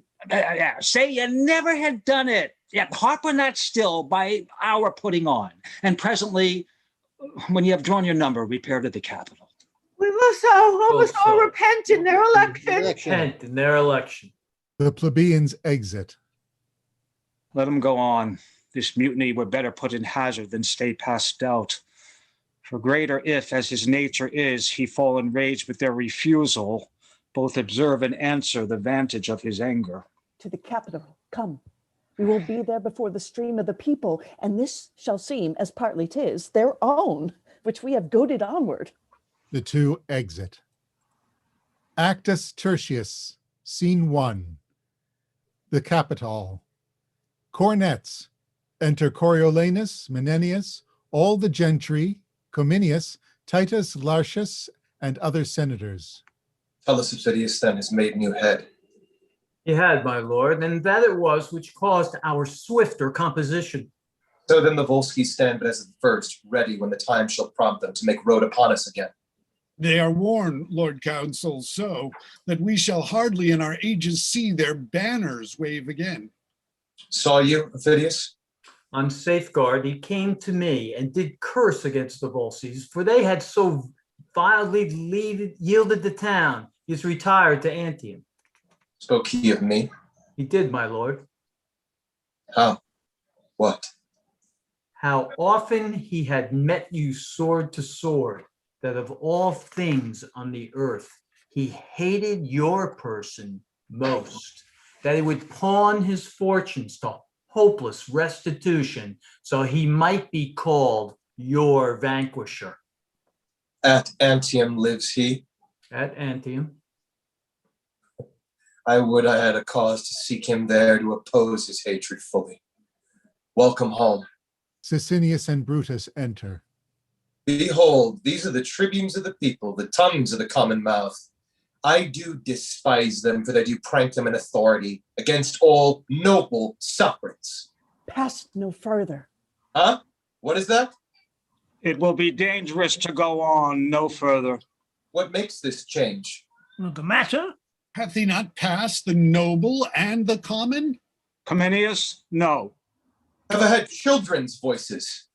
Tribunes give way, he shout to the marketplace. The people are incensed against him. Stop, or all will fall in broil. Are these your herd? Must these have voices that can yield them now and straight disclaim their tongues? What are your offices? You being their mouths, why rule you not the teeth? Have you not set them on? Be calm. Be calm. 'Tis a purposed thing, and grows by plot to curb the will of the nobility. Suffer it and live with such as cannot rule nor ever will be ruled? Call it not a plot. The people cry, you mock them. And of late, when corn was given them gratis, you repined, scandal the suppliants. For the people, call them time pleasers, flatterers, foes to nobleness. Why, this was known before. Not to them all. Have you informed them, Sithence? How I inform them? You are like to do such business. Not unlike each way to better yours. Why then should I be consul by yon clouds? Let me deserve so ill as you, and make me your fellow tribune. You show too much of that for which the people stir. If you will pass to where you are bound, you must inquire your way, which you are out of with a gentler spirit, or never be so noble as a consul, nor yoke with him for tribune. Let's be calm. The people are abused. Set on, this paltering becomes not Rome, nor has Coriolanus deserved this so dishonored rub laid falsely in the plain way of his merit. Tell me of corn. This was my speech, and I will speak again. Not now, not now. Not in this heat, sir, now. Now as I live, I will, my nobler friends. I crave their pardons. For the mutable rank scented many. Let them regard me as I do not flatter, and therein behold themselves. I say again, in soothing them, we nourish against our Senate the cockle of rebellion, insolence, sedition, which we ourselves have plowed for, sowed, and scattered by mingling them with us, the honored number, who lack not virtue nor no power, but that which we have given to beggars. Well, no more. No more words, we beseech you. How no more is for my country I've shed my blood? Not fearing outward force, so shall my lungs coin words till their decay against those measles, which we disdain should tetter us, yet sought the very way to catch them. You speak of the people as if you were a god to punish, not a man of their infirmity. 'Twere well we let the people know it. What? His collar? Collar, were I as patient as the midnight sleep, by Jove, 'twould be my mind. It is a mind that shall remain a poison where it is, not poison any further. Shall remain. Hear you this Triton of the minnows, mark you his absolute shall. 'Twas from the cannon. Shall, oh God, but most unwise patricians. Why, you grave but reckless senators, have you thus given Hydra here to choose an officer that with his peremptory shall, being but the horn and the noise of the monsters, wants not spirit to say, he'll turn your current in a ditch and make your channel his? If he have power, then veil your ignorance. If none, awake your dangerous lenity. If you are learned, be not as common fools. If you are not, let them have cushions by you. You are plebeians, if they be senators, and they are no less, when both your voices blended, the greatest taste, most palate, theirs. They choose their magistrate, and such a one as he who puts his shall, his popular shall, against a graver bench than ever frowned in Greece. By Jove himself, it makes the consuls base, and my soul aches to know, when two authorities are up, neither supreme, how soon confusion may enter twixt the gap of both, and take the one by the other. Well, on to the marketplace. Whoever gave that consul to give forth the corn of the storehouse gratis, as 'twas used some time in Greece? Well, no more of that. Though there the people had more absolute power, I say they nourished disobedience, fed the ruin of the state. Why shall the people give one that speaks thus their voice? I'll give my reasons more worthier than their voices. They know the corn was not our recompense, resting well assured that ne'er did service for it. Being pressed to the war, even when the navel of the state was touched, they would not thread the gates. This kind of service did not deserve corn gratis. Being i' the war, their mutinies and revolts, wherein they showed most valor, spoke not for them. The accusation which they have often made against the Senate, all cause unborn, could never be the native of our so frank donation. Well, what then? How shall this bosom be multiplied? Digest the Senate's courtesy? Let deeds express what's like to be their words. We did request it. We are the greater pull, and in true fear they gave us our demands. Thus we debase the nature of our seats, and make the rabble call our cares fears, which will in time break ope the locks of the Senate and bring in the crows to peck the eagles. Come, enough. Enough with over measure. No, take more. What may be sworn by, both divine and human, seal what I end withal. This double worship, whereon part does disdain the cause, the other insult without all reason, where gentry title, wisdom cannot conclude, but by the yea and no of general ignorance, it must omit real necessities, and give way the while to unstable slightness. Purpose so barred, it follows nothing is done to purpose. Therefore, beseech you that will be less fearful than discreet, that love the fundamental part of the state, more than you doubt the change on't, that prefer a noble life before a long, and wish to jump a body with dangerous physic that's sure of death without it, at once pluck out the multitudinous tongue. Let them not lick the sweet which is their poison. Your dishonor mangles true judgment and bereaves the state of that integrity which should become it, not having the power to do good would for the ill which doth control it. Has said enough. Has spoken like a traitor, and shall answer as traitors do. Thou wretch! despite o'erwhelm thee? What should the people do with these bald tribunes, on whom, depending their obedience, fails to the greater bent in rebellion? When what's not meet but what must be was law, then they were chosen. In a better hour, let what is meet be said, it must be meet, and throw their power in the dust. Manifest treason. This a council? No. The Aediles, ho, let him be apprehended. Go call the people, in whose name myself attach thee as a traitorous innovator, a foe to the public weal. Obey, I charge thee, and follow to thine answer. Hence, old goat. We'll surety him. Aged sir, hands off. Hence, rotten thing, or I shall shake thy bones out of thy garments. Help ye, citizens. Enter a rabble of plebeians with the Aediles. On both sides, more respect. Here's he that would take from you all your power. Seize him, Aediles. Down with him. Down with him. Weapons, weapons, weapons. They all bustle about Coriolanus. Tribunes, citizens, patricians, what harm? Peace, stay, hold peace. What is about to be? Oh, I am out of breath. Confusion's near. I cannot speak. You, tribunes to the people, Coriolanus, patience. Speak, good Sicinius. Hear me, people, peace. Let's hear our tribunes. Peace. Speak. You are at point to lose your liberties.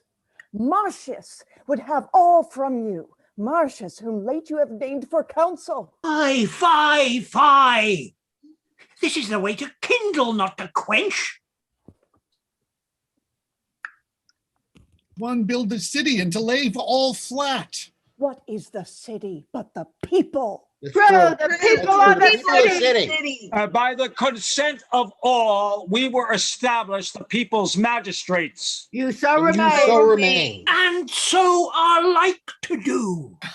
That is the way to lay the city flat, to bring the roof to the foundation and bury all, which yet distinctly ranges in heaps and piles of ruin. This deserves death. Or let us stand to our authority, or let us lose it. We do here pronounce upon the part of the people in whose power we were elected theirs, Marcius is worthy of present death. Therefore lay hold of him, bear him to the rock Tarpeian, and from thence into destruction cast him. Aediles, seize him. Yield, Marcius. Yield. Look, hear me one word. Beseech you, tribunes, hear me but a word. Peace. Be that you seem truly your country's friend and temperately proceed to what you would thus violently redress. Sir, these cold ways that seem like prudent helps are very poisonous, where the disease is violent. Lay hands upon him and bear him to the rock. Coriolanus draws his sword. No, I'll die here. There's some among you have beheld my fighting. Come, try upon yourselves what you've seen in me. Down with that sword! Tribunes, withdraw a while. Lay hands upon him. Help, Marcius, help. You that be noble, help him, young and old. Down with him. In this mutiny, the tribunes, the Aediles, and the people are beaten in. Go, get you to our house. Be gone, away, all will be naught else. Get you gone. Stand fast, we have as many friends as enemies. Shall it be put to that? The gods forbid. I prithee, noble friend, home to thy house. Leave us to cure this cause. 'Tis a sore upon us. You cannot tent yourself. Be gone, beseech you. Come, stir along with us. I would they were barbarians as they are, though in Rome littered, not Romans as they are not, though carved in the porch of the Capitol. Oh, be gone. Put not your worthy rage into your tongue. One time will owe another. On fair ground, I could beat 40 of them. I could myself take up a brace of the best of them, yea, the 2 tribunes. But now 'tis odds beyond arithmetic, and manhood is called foolery when it stands against a falling fabric. Will you hence before the tag return, whose rage doth rend like interrupted waters, and o'erbear what they are used to bear? Pray you be gone. Oh, I'll try whether my old wit be in request with those that have but little. This must be patched with cloth of any colour. Nay, come away. Coriolanus and Cominius exit. This man hath marred his fortune. Oh, his nature is too noble for the world. He would not flatter Neptune for his trident, or Jove for power to thunder. His heart, his mouth, what his breast forges, that his tongue must vent, and being angry does forget that ever he heard the name of death. A noise within. Oh, here's goodly work. Where would they were a bed? Why would they were in Tiber? What the vengeance? Could he not speak them fair? Brutus and Sicinius enter with the rabble again. Where is this viper that would depopulate the city and be every man himself? You worthy tribunes. He shall be thrown down the Tarpeian rock with vigorous hands. He hath resisted law, and therefore law shall scorn him further trial than the severity of the public power which he shall sets at naught. He shall well known the noble tribunes of the people's mouths, and we their hands. He sure sound. Sir! Peace. Do not cry havoc where you should but hunt with modest warrant. Sir, how comes that you have hoped to make this rescue? Look, hear me speak. As I do know the consul's worthiness, so I can name his faults. Counsel? What counsel? The consul Coriolanus. He counsel. No. No. If by the tribune's leave, and yours, good people, I may be heard, I would crave a word or two, the which shall turn you to no further harm than so much loss of time. Speak briefly then, for we are peremptory to dispatch this viperous traitor. To eject him hence were but one danger, and to keep him here are certain death.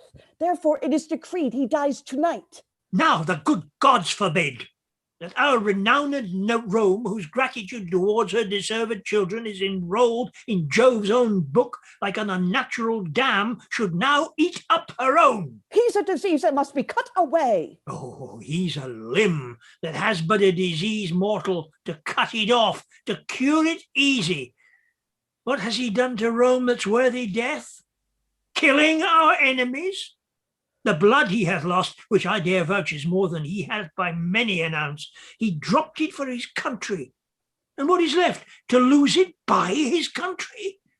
Were to us all that do it and suffer it a brand to the end of the world. This is clean cam. You're right. When he did love his country, it honored him. The service of the foot, once being gangrened, is not then respected for what it was before. Well, hear no more. Pursue him to his house and pluck him thence. At least his infection, being of catching nature, spread further. One word more, one word. The tiger-footed rage, when it shall find the harm of unscanned swiftness, will, too late, tie leaden pounds to his heels. Proceed by process, lest parties, as he is beloved, break out and sack great Rome with Romans. If it were so. Why do ye talk? Have we not had a taste of his obedience? Our edels smote, ourselves resisted? Come. Look, consider this. He has been bred in the wars, since I could draw a sword, and is ill-schooled in bolted language. Meal and bran together he throws without distinction. Give me leave. I'll go to him and undertake to bring him in peace, where he shall answer by a lawful form, in peace, to his utmost peril. Noble tribunes, it is the humane way. The other course will prove too bloody, and the end of it unknown to the beginning. Double Benedius, be you then as the people's officer. Masters, lay down your weapons. Go not home. Meet on the marketplace, we'll attend you there, where, if you bring not Marcius, we'll proceed in our first way. I'll bring him to you. Let me desire your company, he must come. Well, what is worst will follow. Pray you, let's to him. They all exit. Act 3, Scene 2. Enter Coriolanus with nobles. Let them pull all about mine ears, present me death on the wheel or at wild horses' heels, or pile 10 hills on the Tarpeian rock, that the precipitation might down stretch below the beam of sight. Yet will I still be thus to them. Enter Volumnia. You do the nobler. I muse my mother does not approve me further, who was wont to call them woolen vassals. Things created to buy and sell with groats, to show bare heads in congregations, to yawn. Be still and wonder when but of my ordinance stood up to speak of peace or war. I talk of you. Why did you wish me milder? Would you have me false to my nature? Rather say I play the man I am. Oh, sir, I would have had you put your power well on before you had worn it out. Let go. You might have been enough the man you are with striving less to be so. Lesser had been the things of your dispositions, if you had not showed them how you were disposed ere they lacked power to cross you. Let them hang. Aye, and burn too. Enter Menenius with the senators. Come. You have been too rough. Something too rough. You must return and mend it. There's no remedy, unless by not doing our good city cleave in the midst and perish. Pray be counseled. I have a heart as little apt as yours, but yet a brain that leads my use of anger to better vantage. Well said, noble woman. Before he should thus stoop to the heart, but the violent fit of the time craves it as physic for the whole state. I would put my armor on, which I can scarcely do. What must I do? Return to the tribunes. Well, what then? What then? Repent what you have spoke. To them? I cannot do it to the gods. Must I then do it to them? You are too absolute, though therein you can never be too noble, but when extremities speak. I have heard you say honor and policy, like unsevered friends in the war, do grow together. Grant that, and tell me in peace what each of them by the other lose, that they combine not there. Tush, tush. No, good demand. If it be honor in your wars to seem the same you are not, which for your best ends you adopt your policy, is it less or worse that it shall hold companionship in peace with honor as in war, since to both it stands in like request? Why force you this? Because that now it lies you on to speak to the people, not by your own instruction, nor by the matter which your heart prompts you, but with such words that are roted in your tongue, though but bastards and syllables of no allowance to your bosom's truth. Now, this no more dishonors you at all than to take in a town with gentle words, which else would put you to your fortune and the hazard of much blood. I would dissemble you with my nature, where my fortunes and my friends at stake required I should do so in honor. I am in this your wife, your son. These senators, the nobles, and you will rather show our general louts how you can frown, than spend a fawn upon them for the inheritance of their loves and safeguard of what that want might ruin. Noble lady, come go with us, speak fair. You may salve so, not what is dangerous present, but the loss of what is past. I prithee now, my son, go to them, with this bonnet in thy hand, and thus far having stretched it, here be with them, thy knee bussing the stones, for in such business action is eloquence, and the eyes of the ignorant more learned than the ears.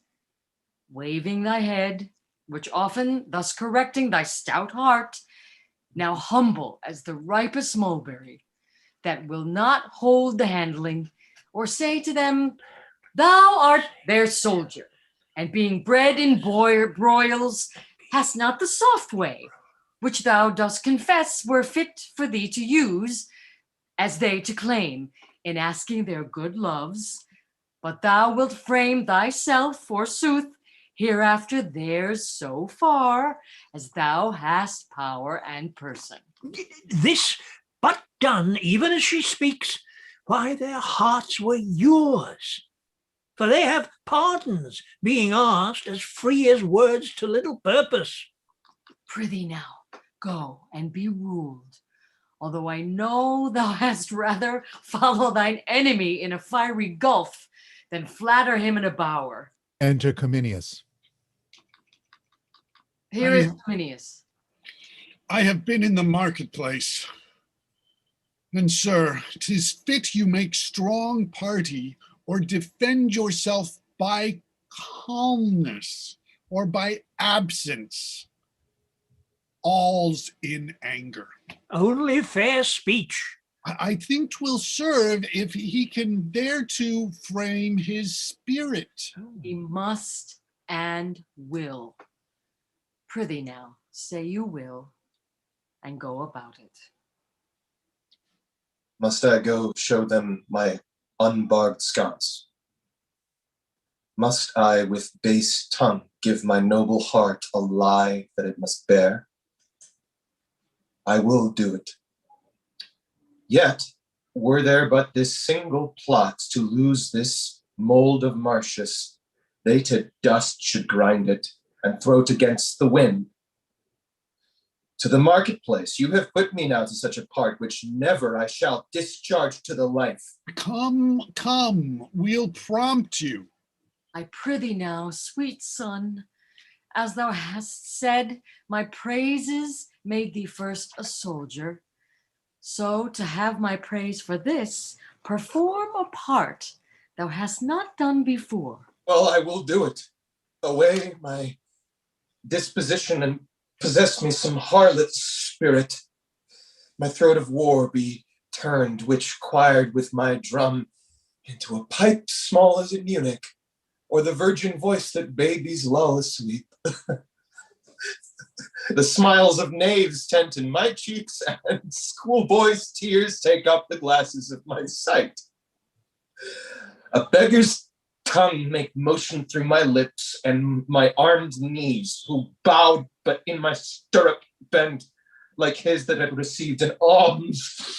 I will not do it, lest I see Circe to honor my own truth, and by my body's action teach my mind a most inherent baseness. At thy choice then. To beg of thee, it is my more dishonor than thou of them. Come, all to ruin. Let thy mother rather feel thy pride than fear thy dangerous stoutness. For I mock at death with as big heart as thou. Do as thou list. Thy valiantness was mine. Thou suck'st it from me. But owe thy pride thyself. Pray, be content. Mother, I am going to the marketplace. Chide me no more. A mountebank their loves, cog their hearts from them, and come home beloved of all the trades in Rome. Look, I am going. Commend me to my wife. I'll return consul, or never trust what my tongue can do in the way of flattery further. Do your will. Volumnia exits. Away, the tribunes do attend you. Arm yourself to answer mildly, for they are prepared with accusations, as I hear, more strong than are upon you yet. Word is mildly. Pray you, let us go. Let them accuse me by invention. I will answer in mine honor. Aye, but mildly. Well, mildly be it then. Mildly. They all exit. Act 3, Scene 3, the marketplace. Enter Sicinius and Brutus. In this point, charge him home. that he affects tyrannical power. If he evade us there, enforce him with his envy to the people, and that the spoil got on the Antiochs were never distributed. What, will he come? Enter an aedile. He's coming. How accompanied? With those Menenius and those senators that always favored him. Have you a catalogue of all the voices that we have procured, set down by the poll? I have, 'tis ready. Have you collected them by tribes? I have. Assemble presently the people hither, and when they hear me say, it shall be so, in the right and strength of the commons, be it either for death, for fine, or banishment. Then let them, if I say fine, cry fine. If death, cry death, insisting on the old prerogative and power in the truth of the cause. I shall inform them. And when such time that they have begun to cry, let them not cease, but with their din confused enforce the present execution of what we chance to sentence. Very well. Make them be strong and ready for this hint when we shall hap to give it them. Go about it. Put him to collar straight. He has been used ever to conquer, and to have his worth of contradiction. Being once shaft, he cannot be reined again to temperance. Then he speaks what's in his heart, and that is there which looks with us to break his neck. Enter Coriolanus, Menenius, and Cominius with Well, here he comes. Calmly, I do beseech you. I, as an ostler that forth pourest peace, will bear the knave by the volume. The honored gods keep Rome in safety, and the chairs of justice supplied with worthy men. Plant love among us. Throng our large temples with the shows of peace, and not our streets with war. Amen. A noble wish. Enter the aedile with the plebeians. Draw near, ye people. List to your tribunes, audience, peace, I say. First hear me speak. Well, say, peace, ho. Shall I be charged no further than this present? Must all determine here. I do demand, if you submit you to the people's voices, allow their officers and are content to suffer lawful censure for such faults as shall be proved upon you. I am content. Lo, citizens, he says he is content. The warlike service he has done, consider. Think upon the wounds his body bears, which show like graves of the holy churchyard. Scratches with briars, scars to move laughter only. Consider further, that when he speaks not like a citizen, you find him like a soldier. Do not take his rougher actions for malicious sounds, but as I say, such as become a soldier, rather than envy you. Well, no more. What is the matter? That being passed for consul with full voice, I am so dishonored that the very hour you take it off again. Answer to us. Say then, 'tis true, I ought so. We charge you that you have contrived to take from Rome all seasoned office and to wind yourself into a power tyrannical, for which you are a traitor to the people. Traitor? Nay, temperately. Your promise. The fires of the lowest hell fold in. The people call me their traitor, thou incurious tribune. Within thine eyes sat 20,000 deaths. In thy hands clutched as many millions in that lying tongue. Both numbers, I would say, thou liest unto thee, with a voice as free as I do pray the gods. Mark you this, people. To the rock with him! Peace. We need not put new matter to its charge. What you have seen him do and heard him speak, beating your officers, cursing yourselves, opposing laws with strokes, and here defying those whose great power must try him. Even this so criminal and in such capital kind deserves the extremest death. How about since he hath served well for Rome? What do you prate of service? I talk of that know it. You? Is this the promise that you made your mother? No, I pray you. Oh, no further. Let them pronounce the steep Tarpeian death, vagabond exile, fleeing, pent to linger but with a grain a day. I would not buy their mercy at the price of one fair word, nor check my courage for what they can give. That was saying good morrow. For that he has, as much as in him lies, from time to time envied against the people, seeking means to pluck away their power, as now at last given hostile strokes, but that not in the presence of dreaded justice, but on the ministers that doth distribute it. In the name of the people and in the power of us, the tribunes, we, even from this instant, banish him our city in peril of precipitation from off the rock Tarpeian, never more to enter our Roman gates. In the people's name, I say it shall be so. It shall be so. Shall be so. It shall be so. Let him Let him away. He's banished. Banished, and it shall be so. Hear me, my masters and my common friends. He's sentenced, no more hearing. Let me speak. I have been counsel and can show from Rome her enemies' marks upon me. I do love my country's good with a respect more tender, more holy and profound than mine own life. My dear wife's estimate, her womb's increase and treasure of my loins. Then, if I would speak that. We know your drift. Speak what? There is no more to be said, but he's banished as an enemy to the people and his country. It shall be so. It shall be so. It shall be so. You common cry of curse, whose breath I hate, as you reek of the rotten fens, whose loves I prize as the dead carcasses of unburied men that do corrupt my air. I banish you!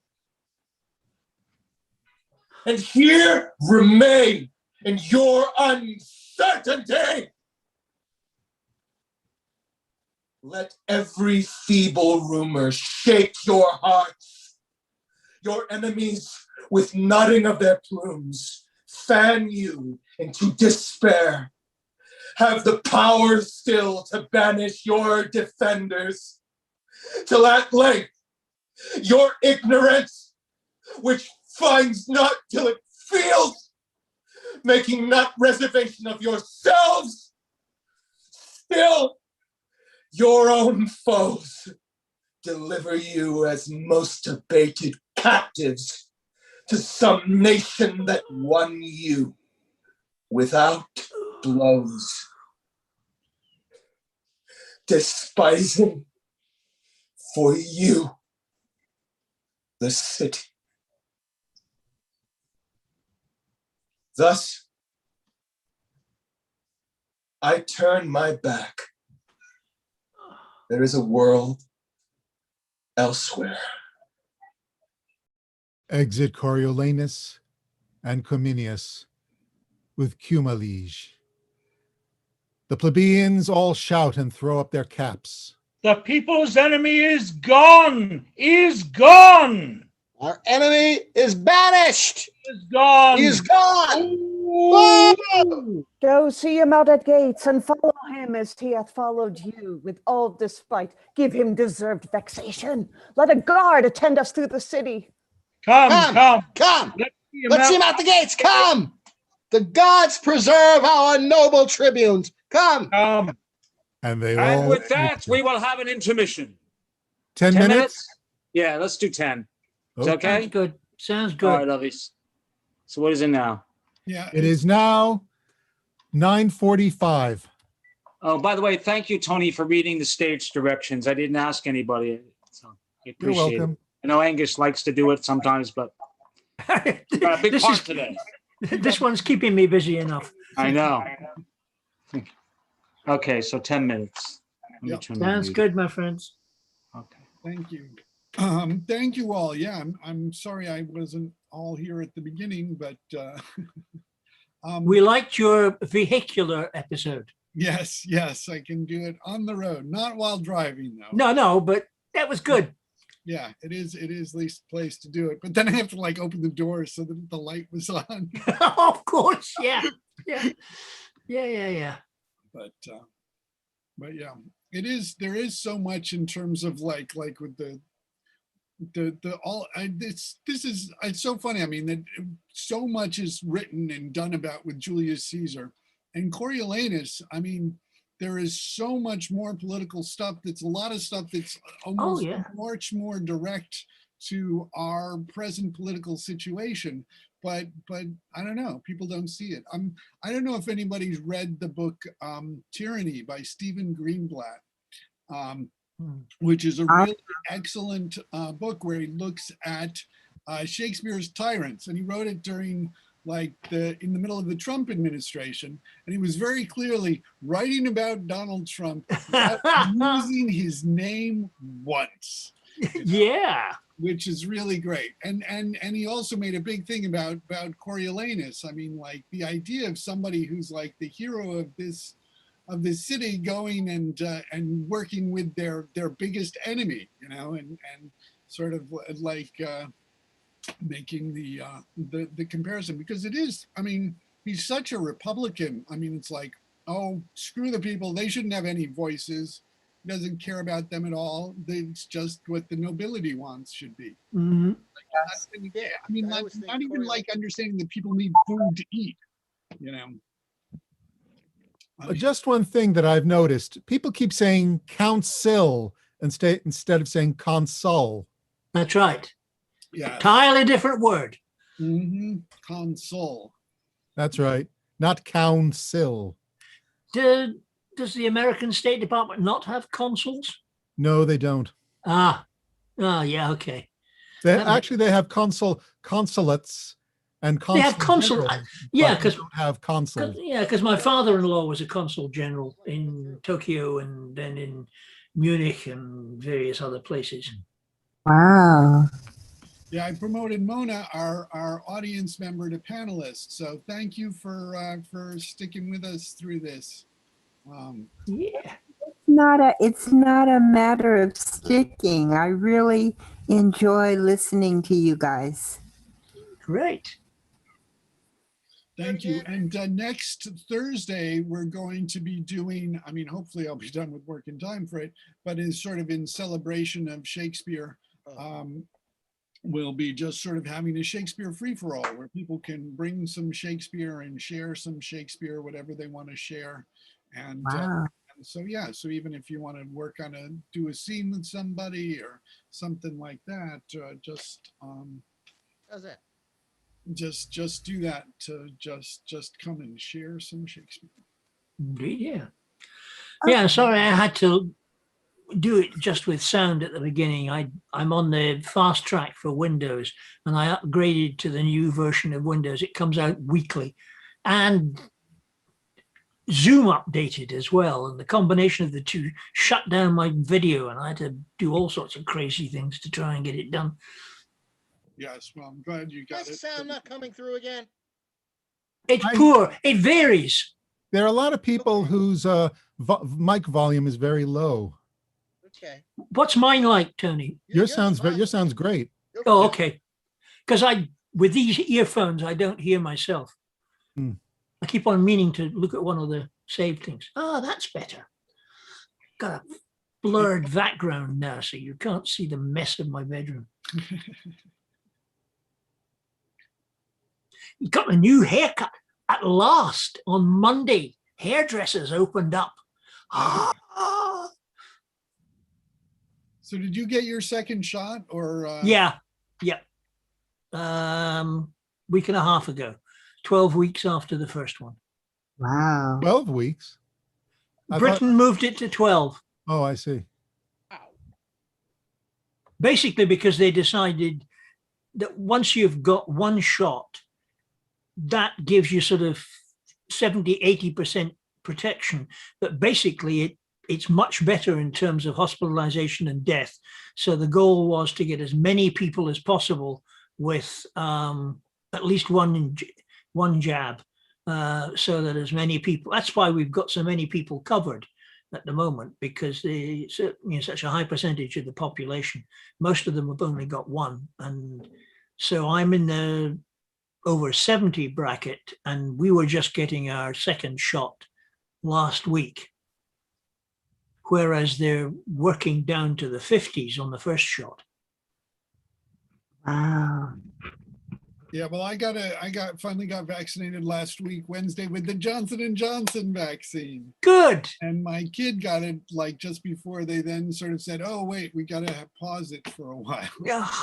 But it's like, I'm sure, I mean, the thing is that it's like, of course, even with these sorts of things, there's so many things where blood clots are I mean, it's women of reproductive age who are getting the blood clots, and the frequency of women of reproductive age who are on the contraceptive pill getting blood clots is 1 in 1,000. Oh. So it's very much higher than from the J&J. Yeah, well, we'll see what they say, but trouble is, it just puts people off getting any shot at all. Okay, yeah. I've got a few more minutes. I need another cup of tea. All right. So yeah, it's yeah, well, because it is, and people will want any excuse to sort of not to do it when it's a good idea to have it. Paul, your mic volumes, I can barely hear you. Okay, well, see, now I'm doing it. I wonder if I should put in my headphones, I guess. Let me see, what can built-in microphone is what I'm using here. Let me see if there's,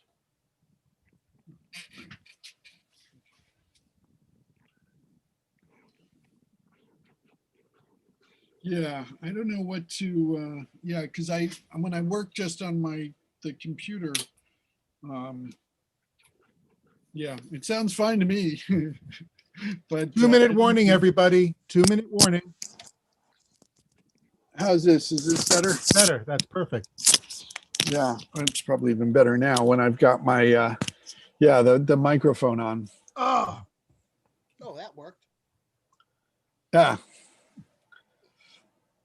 So, but I mean, I'm sorry, Tony, just you were saying something just as I was like putting the microphone in, so I didn't hear. Actually, I said 2-minute warning.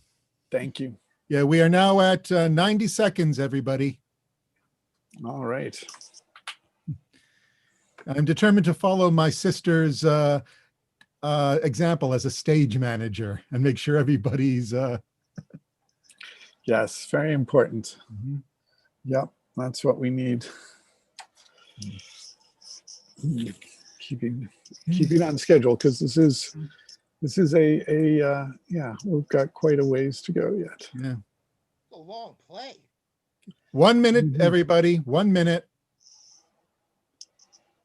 Thank you. 1 minute. Okay, we're missing our Volumnia. We need our Volumnia.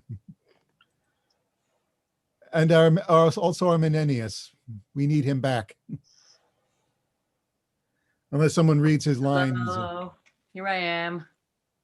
Okay, good. So we just need Menenius. He's making himself some tea, I think.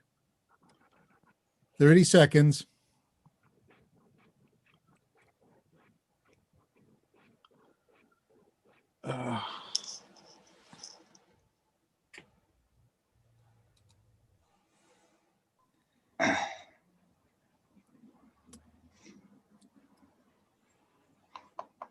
Well, we also really need our places. 5 seconds. Okay. Places. Places. I'm going off. Okay. We now continue with the Tragedy of Coriolanus by William Shakespeare. Act Quartus, Scene Prima, the house of Coriolanus. Enter Coriolanus, Volumnia, Virgilia, Menenius, Cominius, with the young nobility of Rome. Come, leave your tears, a brief farewell. The beast with many heads butts me away. Nay, mother, where is your ancient courage? You used to say, extremities was the trier of spirits, that common chances. Common men could bear that when the sea was calm, all boats alike showed mastership in floating. Fortune blows when most struck home, being gentle wounded craves a noble kind. You were used to load me with precepts that what would make invincible the heart that calmed them? Oh, heavens. Oh, heavens. Nay, I prithee, woman. Now the red pestilence strike all trades in Rome, and occupations perish. What? What? I shall be loved when I am lacked. Nay, mother, resume the spirit, when you were wont to say if you'd been the wife of Hercules, 6 of his labors you'd have done, and saved your husband so much sweat. Cominius, droop not, adieu. Farewell, my wife, my mother. I'll do well yet. Thou old and true Menenius, thy tears are saltier than a young man's and venomous to thine eyes. By sometime, general, I have seen the stern, and thou hast oft beheld heart-hardening spectacles. Tell these sad women 'tis fond to wail inevitable strokes, as 'tis to laugh at them. My mother, you wot well my hazards still have been your solace, and believed not lightly, though I go alone, like to a lonely dragon, that his fen makes feared, and talked of more than seen. Your son will or exceed the common, or be caught with cautelous baits and practice. My first son, whither wilt thou go? Take good Cominius with thee a while. Determine on some course more than a wild exposture to each chance that starts in the way before thee. Oh, the gods. I'll follow thee a month, devise with thee where thou shalt rest, that thou mayst hear of us, and we of thee. So if the time thrust forth a cause for thy repeal, we shall not send o'er the vast world to seek a single man and lose advantage, which doth ever cool in the absence of the needer. Fare ye well, thou hast seen years upon thee, and thou art too full of the war surfeits to go rove with one that's yet unburnished. Bring me but out at gate. Come, my sweet wife, my dearest mother, and my friends of noble touch. When I am forth, bid me farewell, and smile. Pray you, come. While I remain above the ground, you shall hear from me still, and never of me aught but what is like me formerly. Oh, that's worthily as any ear can hear. Come, let's not weep. If I could shake off but 17 years from these old arms and legs, by the good gods, I'd with thee every foot. Give me thy hand. Come. They all exit. Act 4, Scene 2, a street in Rome. Enter the 2 tribunes, Sicinius and Brutus, with the aedile. Bid them all home. He's gone, and we'll know further. The nobility are vexed, whom we see have sided in his behalf. Now we have shown our power. Let us seem humbler after it is done than when it was doing. Bid them home. Say their great enemy is gone, and they stand in their ancient strength. Dismiss them home. Oh, here comes his mother. Let's not meet her. Why? They say she's mad. They've taken note of us. Keep on your way. Oh, you're well met. The hoarded plague of the gods requite your love. Peace, peace, be not so loud. If that I could for weeping, you should hear. Nay, and you shall hear some. Will you be gone? You shall stay too. I would I had the power to say so to my husband. Are you mankind? Aye, fool. Is that a shame? Note but this, fool. Was not a man my father? Hadst thou fuckship to banish him that struck more blows for Rome than thou hast spoken words? Oh, blessed heavens. More noble blows than every you wise words. And for Rome's good, I'll tell thee what. Yet go. Nay, but thou shalt stay too. I would my son were in Arabia, and thy tribe before him, his good sword in his hand. What then? What then? He'll make an end of thy posterity. Bastards and all. Good man. The wounds that he does bear for Rome. Come, peace. And would he had continued to his country as he began, and not unknit himself the noble knot he made. I would he had. I would he had. 'Twas thou incensed the rabble. Cats that can judge as fitly of his worth as I can of those mysteries which heaven will not have earth to know. But let's go. Nay, pray, sir, get you gone. You have done a brave deed. Ere you go, hear this. As far as doth the Capitol exceed the meanest house in Rome, so far my son, this lady's husband here, this do you see, whom you have banished, does exceed you all. Well, we'll leave you. Why stay we to be baited with one that wants her wits? Take my prayers with you. I would the gods had nothing else to do but to confirm my curses. Could I meet him once a day, it would unclog my heart of what lies heavy to it. You have told them home, and by my troth you have cause. You'll sup with me. Anger's my meat. I sup upon myself, and so shall starve with feeding. Come, let's go. Leave this faint puling, and lament as I do. In anger, Juno-like. Come, come, come. Volumnia and Virgilia exit. Fie, fie, fie. Menicius exits also. Act 4, Scene 3. A city in a city foreign. Enter a Roman and a Volcae. I know you well, sir, and you know me. Your name, I think, is Adrian. It is so, sir. Truly, I have forgot you. I am a Roman, and my services are as you are against him. Know you me yet? Nicanor, no. The same, sir. You had more beard when I last saw you, but your favor is well appeared by your tongue. What's the news in Rome? I have a note from the Volscian state to find you out there. You have well saved me a day's journey. There have been in Rome strange insurrections. The people against the senators, patricians, and nobles. Have been? Is it ended then?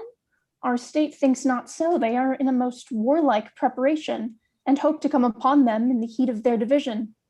The main blaze of it is past, but a small thing would make it flame again.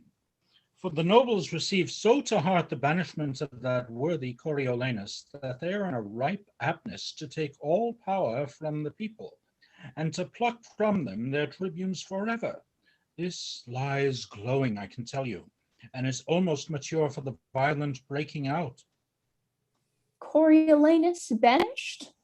Banished, sir. You be welcome with this intelligence, Nicanor.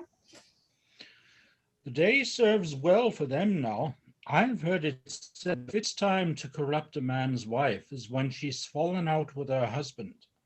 Your noble Tullus Aufidius will appear well in these wars, his great opposer Coriolanus being now in no request of the country.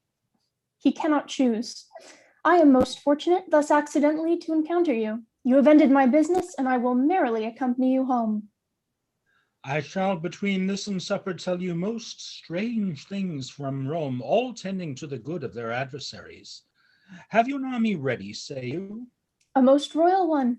The centurions and their charges distinctly billeted already in the entertainment, and to be on foot at an hour's warning.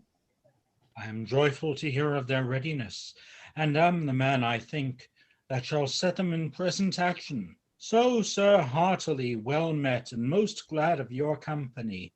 You take my part from me, sir. I have the most cause to be glad of yours. Well, let's go together. And they exit. Act 4, Scene 4. The city of Antium. Enter Coriolanus in mean apparel, disguised and muffled. A goodly city, this Antium. City, 'tis I that made thy widows. Many an heir of these fair edifices for my wars have I heard groan and drop. They know me not, lest that their wives with spits and boys with stones imputing battle slave me. Save you, sir. A citizen enters. And you? Direct me, if it be your will, where is great Aufidius lies? Is he in Antium? He is, and feasts the nobles of the state at his house this night. Which is his house, beseech you? This here before you. Thank you, sir. Farewell. The citizen exits. O world, thy slippery turns. Friends now fast sworn, whose double bosoms seem to wear one heart, whose hours, whose bed, whose meal and exercise is still, together, whose twinnest were, in love, unseparable shall within this hour, on a dissension of a doit, break out to bitterest enmity. So fellest foes, whose passions and whose plots have broke their sleep, to take the one the other by some chance, some trick, not worth an egg shall grow, dear friends, and interjoin their issues. So with me, my birthplace have I my loves upon, this enemy town. I'll enter. If he slay me, he does fair justice. If he give me way, I'll do his country service. And he exits.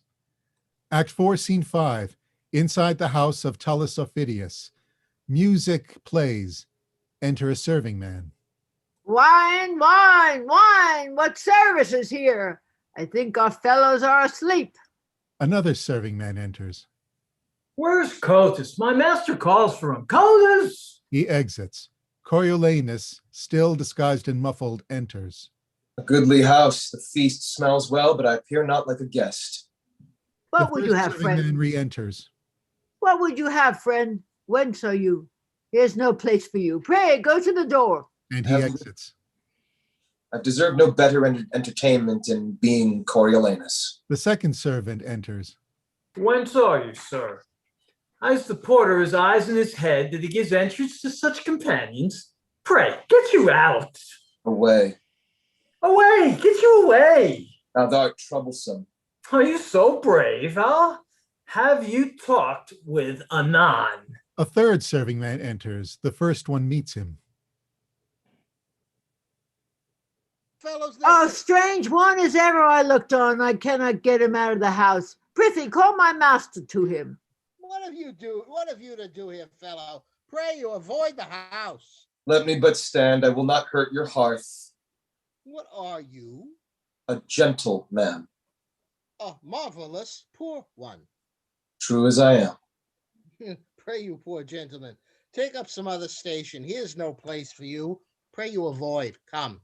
Follow your function, go and batten on cold bits. Coriolanus pushes the third serving man away from him. What, you will not? Prithee, tell my master what a strange guest he has here. And I shall. The second serving man runs out. Where dwellst thou? Under the canopy. Under the canopy? Aye. Where's that? In the city of kites and crows. In the city of kites and crows? What an ass it is, then thou dwellst with daws too? No, I serve not thy master. How, sir? Do you meddle with my master? Aye. 'Tis an honester service than to meddle with thy mistress. Thou pratest and pratest, serve with thy trencher hence. Ah! And he beats him away. Enter Aufidius with the serving man. Where is this fellow? Here, sir, I'd have him beaten like a dog for disturbing the lords within. Whence comest thou? What wouldst thou? Thy name? Why speaks not? Speak, man. What's thy name? If Tullus, not yet thou knowst me, and seeing me, does not think me for the man I am, necessity commands me name myself. What is thy name? A name unmusical to the Volscian ears, and harsh in sound to thine. Say, what's thy name? Thou hast a grim appearance, and thy face bears a commandant. Though thy tackle's torn, thou showst a noble vessel. What's thy name? Prepare thy brow to frown. Knowst thou me yet? I know thee not. Thy name? My name is Caius Marcius, who hath done to thee particularly, and to all the Volsces great hurt and mischief. Thereto witness may my surname, Coriolanus. The painful service the extreme dangers and the drops of blood shed for my thankless country are requited. But with that surname, a good memory, and witness of the malice and displeasure which thou shouldst bear me, only that name remains. The cruelty and envy of the people, permitted by our dastard nobles who have all forsook me, hath devoured the rest, and suffered me by the voice of slaves to be whooped out of Rome. Now this extremity hath brought me to thy hearth, not out of hope, mistake me not to save my life, for if I had feared death of all men of the world, I would have avoided thee, but in mere spite, to be full quit of those my banishers, stand I before thee here. Then if thou hast a heart of wreck in thee, that wilt revenge thine own particular wrongs, and stop those maims of shame, seen through thy country, speed thee straight, and make my misery serve thy turn. So use it, that my revengeful services may prove as benefits to thee, for I will fight against my cankered country with the spleen of all the under-fiends. But if so be thou darest not this, and that to prove more fortunes thou art tired, then in a word, I also am longer to live most weary, and present my throat to thee, which not to cut would show thee but a fool, since I have ever followed thee with hate, drawn tons of blood out of thy country's breast, and cannot live but to thy shame, unless it be to do thee service. Oh, Marcius, Marcius, each word thou hast spoke hath weeded from my heart a root of ancient envy. If Jupiter should from yond cloud speak divine things, and say 'tis true, I'd not believe them more than thee. O noble Marcius, let me twine mine arms about that body, where against my grained ash 100 times hath broke and scarred the moon with splinters. Here I cleap the anvil of my sword, and do contest as hotly and as nobly with thy love as ever in ambitious strength I did contend against thy valor. Know thou first, I loved the maid I married, never man sighed truer breath. But that I see thee here, thou noble thing, more dances my rapt heart than when I first my wedded mistress saw bestride my threshold. Why, thou Mars, I tell thee, we have a power on foot, and I had purpose once more to hew thy target from thy brawn, or loose mine arm for it. Thou hast beat me out 12 several times, and I have nightly since dreamt of encounters twixt thyself and me. We have been down together in my sleep, unbuckling helms, fisting each other's throat, and waked half dead with nothing. Worthy Marcius, had we no other quarrel else to Rome but that thou art thence banished, we would muster all from 12 to 70, and powering war into the bowels of ungrateful Rome like a bold flood or heat. Oh, come, go in, and take our friendly senators by the hands, who now are here taking their leaves of me, who am prepared against your territories, though not for Rome itself.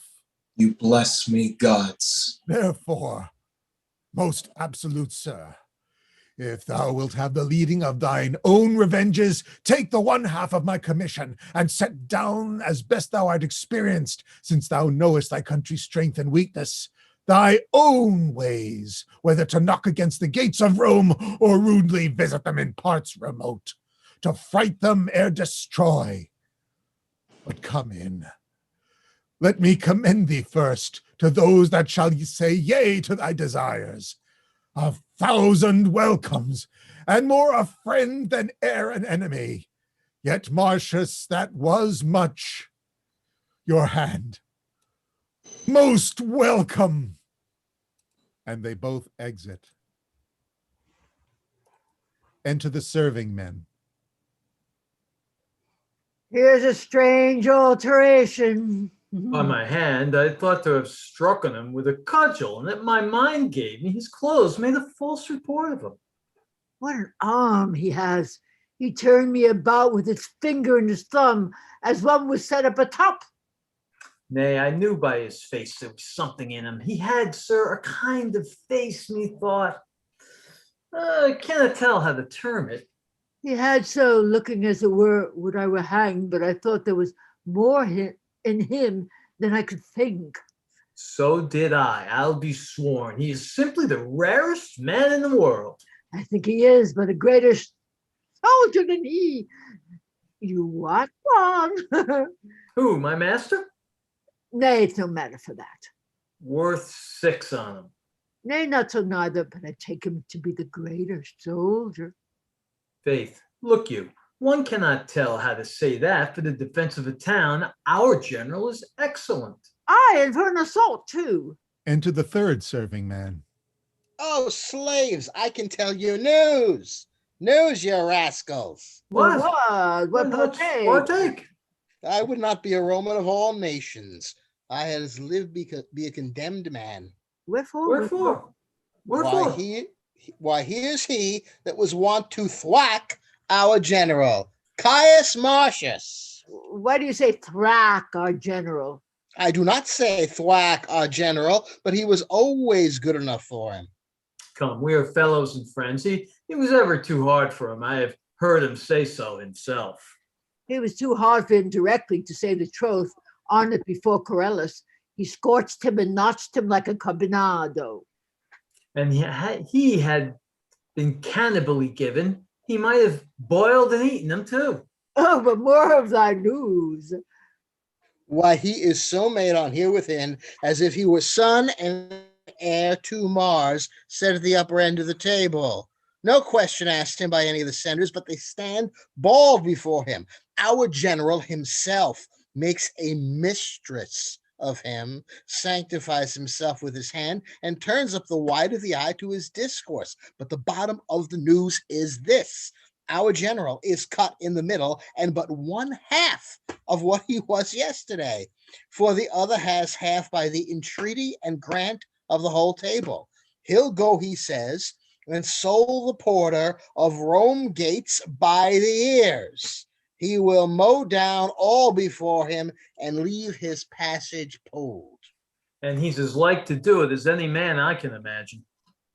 Do it? He will do it. For look you, sir, he has as many friends as enemies.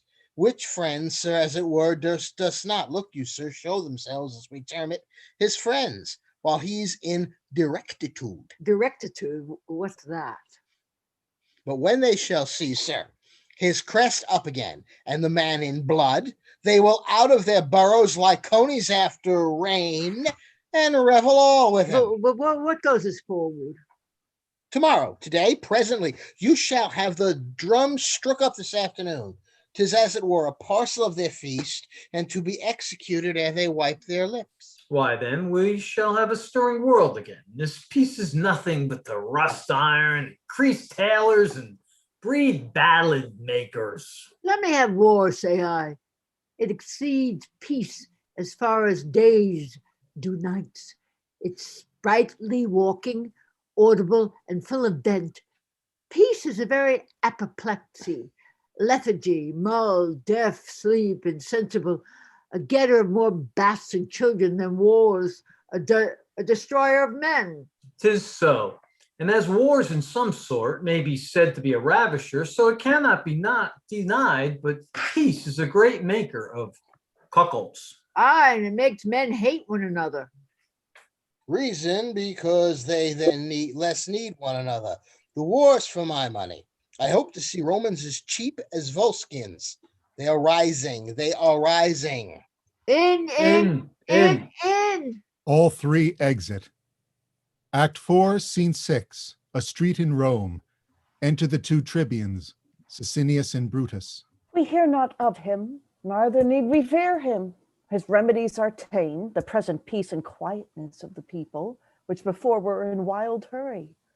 Here do we make his friends blush, that the world goes well, who rather had, though they themselves did suffer by it, behold the sensuous numbers pestering streets, than see our tradesmen singing in their shops, going about their functions friendly. Enter Menenius. We stood to it in good time. Is this Menenius? 'Tis he. Oh, he is grown most kind of late. Hail, sir. Hail to you both. Your Coriolanus is not much missed, but with his friends the commonwealth doth stand, and so would do, were he more angry at it. All's well, and might have been much better if he could have temporized. Where is he? Hear you? Oh, nay, I hear nothing. His mother and his wife hear nothing from him. Enter 3 or 4 citizens. The gods preserve you both. Good and our neighbors. Good unto you all. Good unto you all. Ourselves, our wives, our children on our knees are bound to pray for you both. Live and thrive. Farewell, kind neighbors. We wished Coriolanus had loved you as we did. Nah, the gods keep you. Gods keep you. Farewell. Farewell. The citizens exit. This is a happier and more comely time than when these fellows ran about the streets crying confusion. Caius Marcius was a worthy officer in the war, but insolent, overcome with pride, ambitious, past all thinking, self-loving. And affecting one sole throne without assistance. I think not so. We should buy this to all our lamentation if he had gone forth counsel, found it so. The gods have well prevented it, and Rome sits safe and still without him. Enter an aedile. Worthy tribunes, there is a slave whom we have put in prison, reports the Volsces with 2 several powers are entered in the Roman territories, and with the deepest malice of the war destroy what lies before him. 'Tis Aufidius, who, hearing of our Marcia's banishment, thrusts forth his horns again into the world, which were inshelled when Marcius stood for Rome and durst not once peep out. Come, what talk you of Marcius? Go, see this rumor whips. It cannot be. The Volsces dare break with us. Cannot be? We have record that very well it can, and 3 examples of the like had been within my age. But reason with the fellow before you punish him, where he heard this, lest you shall chance to whip your information and beat the messenger who bids beware of what is to be dreaded. Tell not me. I know this cannot be. It's not possible. Enter a messenger. The nobles in great earnestness are going all to the Senate House. Some news is coming that turns their countenances. 'Tis this slave. Go whip him for the people's eyes. His raising nothing but his report. Yes, worthy sir. The slave's report is seconded, and more fearful is delivered. What more fearful? It is spoke freely out of many mouths, how probable I do not know, that Marcius, joined with Aufidius, leads a power against Rome, and vows revenge as spacious as between the youngest and the oldest. This is most likely. It's raised only that the weaker sort may wish good Marcius home again.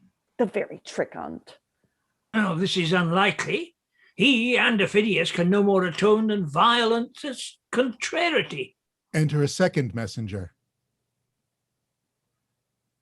You are sent for to the Senate. A fearful army led by Caius Marcius, associated with Aufidius, rages upon our territories, and have already o'erborne their way, consumed with fire, and took what lay before them. Cominius enters. Oh, you have made good work. What news? What news? You have hoped to ravish your own daughters and to melt the city's leads upon your pates, to see your wives dishonored to your noses. What's the news? What's the news? Your temples burned in the cement, and your franchises whereon you stood confined into an augur's bore. Pray now, your news. You have made fair work, I fear me. Pray your news, if Marcius should be joined with the Volscians. If he is their god, he leads them like a thing made by some other deity than nature that shapes men better. and they follow him against us brats with no less confidence than boys pursuing summer butterflies or butchers killing flies. You have made good work, you and your apron men. You that stood so much upon the voice of occupation and the breath of garlic eaters. He'll shake your Rome about your ears. As Hercules did shake down mellow fruit, you have made fair work. But is this true, sir? Aye, and you'll look pale before you find it other. All the regions do smilingly revolt, and who resists are mocked for valiant ignorance and perish constant fools. Who is it can blame him? Your enemies and his find something in him. We are all undone, unless the noble man have mercy. Who shall ask it? The tribunes cannot do it, for shame. The people deserve such pity of him as the wolf does of the shepherds. For his best friends, if they could say, be good to Rome, they charged him even as those should do that had deserved his hate, and therein show like enemies. 'Tis true. If he were putting to my house the brand that should consume it, I have not the face to say, beseech you, cease. No, you have made fair hands, you and your crafts. You have crafted fair. You have brought a trembling upon Rome, such as was never sin capable of help. Say we brought it. Oh, was we? We loved him. But like beasts and cowardly nobles gave way unto your clusters who did hoot him out of the city. Yeah, but I fear they'll roar him in again. Tullus Aufidius, the second name of men, obeys his points as if he were his officer. Desperation is all the policy, strength and defense that Rome can make against them. Enter a troop of citizens. Now here come the clusters and is Aufidius with him? You are they that made the air unwholesome when you cast your stinking greasy caps in hooting at Coriolanus' exile. Now he's coming, and not a hair upon a soldier's head which will not prove a whip. As many coxcombs as you threw caps up will he tumble down and pay you for your voices. 'Tis no matter if he could burn us all into one coal, we have deserved it. Fearful news. Fearful news. For mine own part, when I said banish him, I said 'twas pity. And so did I. And so did I. And to say the truth, so did very many of us. That we did for the best. And though we willingly consented to his banishment, yet it was against our will. You are goodly things, you voices.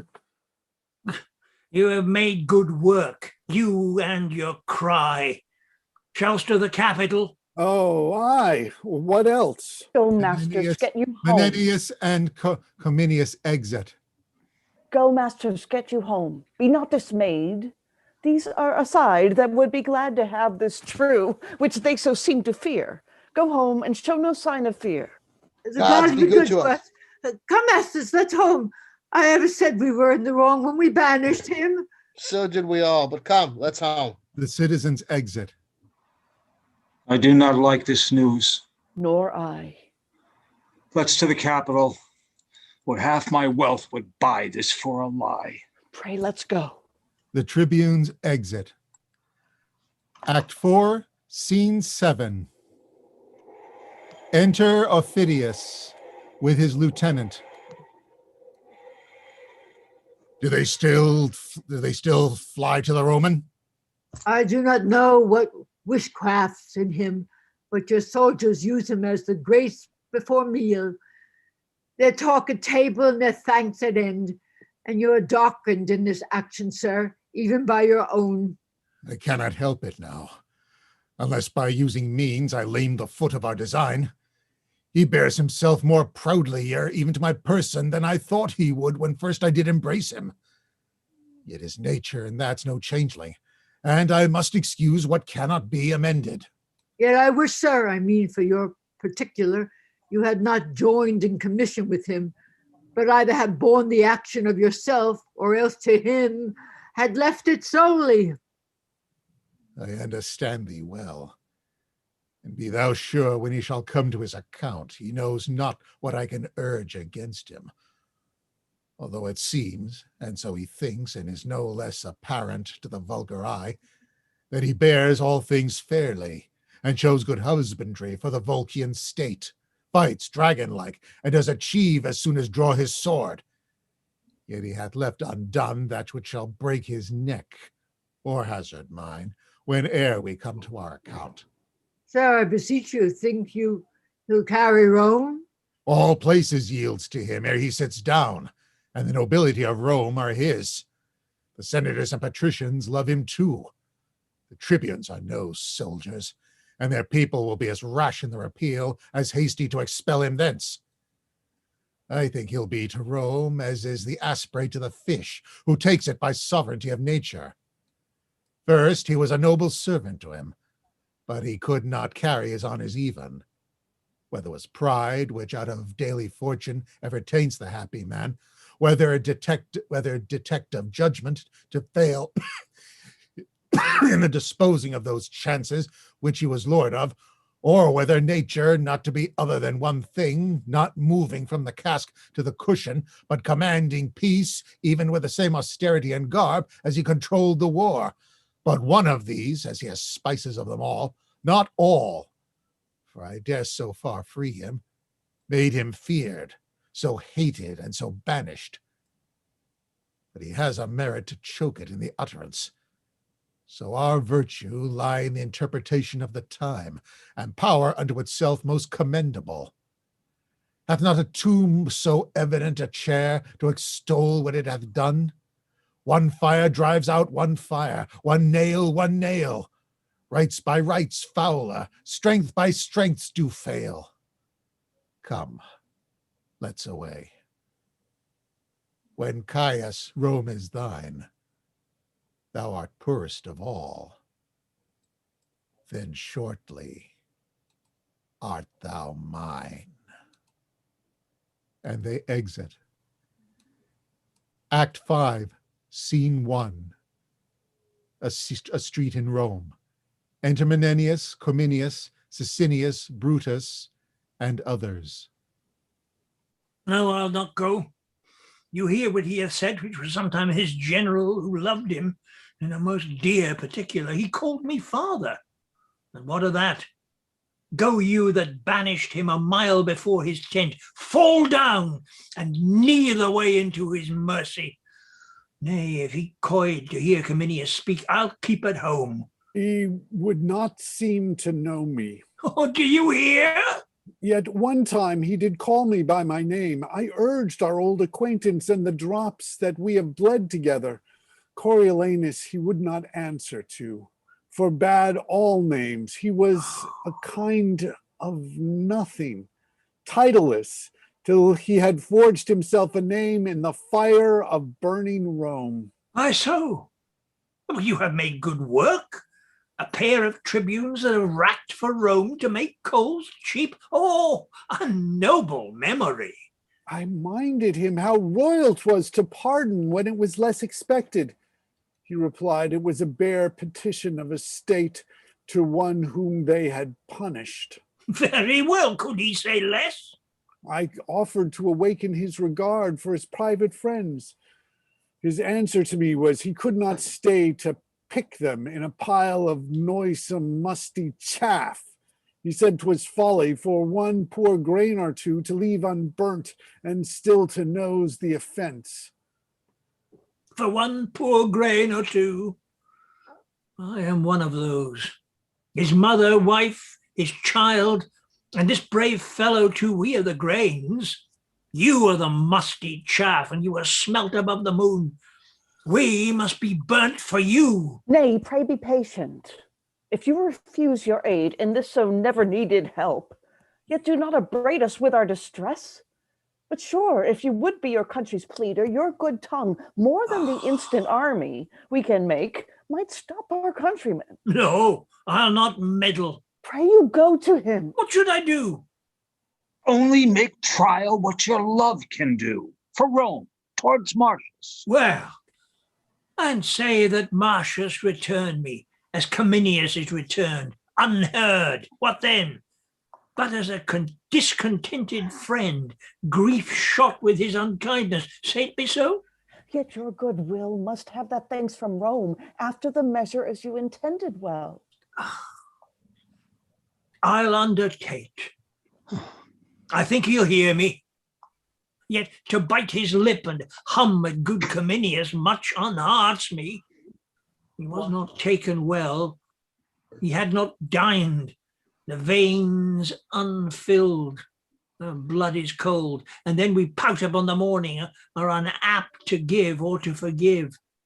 But when we have stuffed these pipes and these conveyances of our blood with wine and feeding, we have suppler souls than in our priest-like fast. Therefore I'll watch him till he be dieted to my request, and then I'll set upon him. You know the very road into his kindness, and cannot lose your way. Oh, good faith, I'll prove him. Speed how it will. I shall ere long have knowledge of my success. Menenius exits. He'll never hear him. Not? I tell you, he does sit in gold, his eye red as 'twould burn Rome.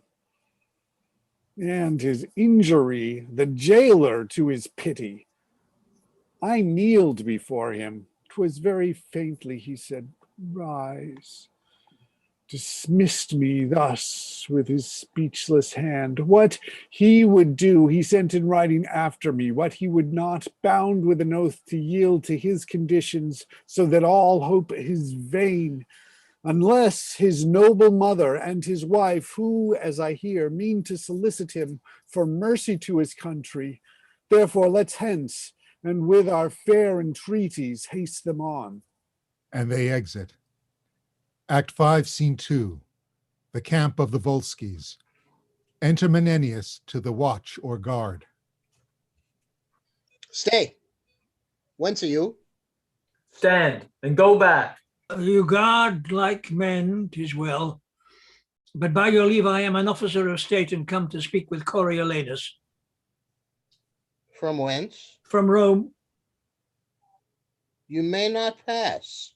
You must return. Our general will no more hear from thence. You'll see your Rome embraced with fire before you speak with Coriolanus. Good, my friends.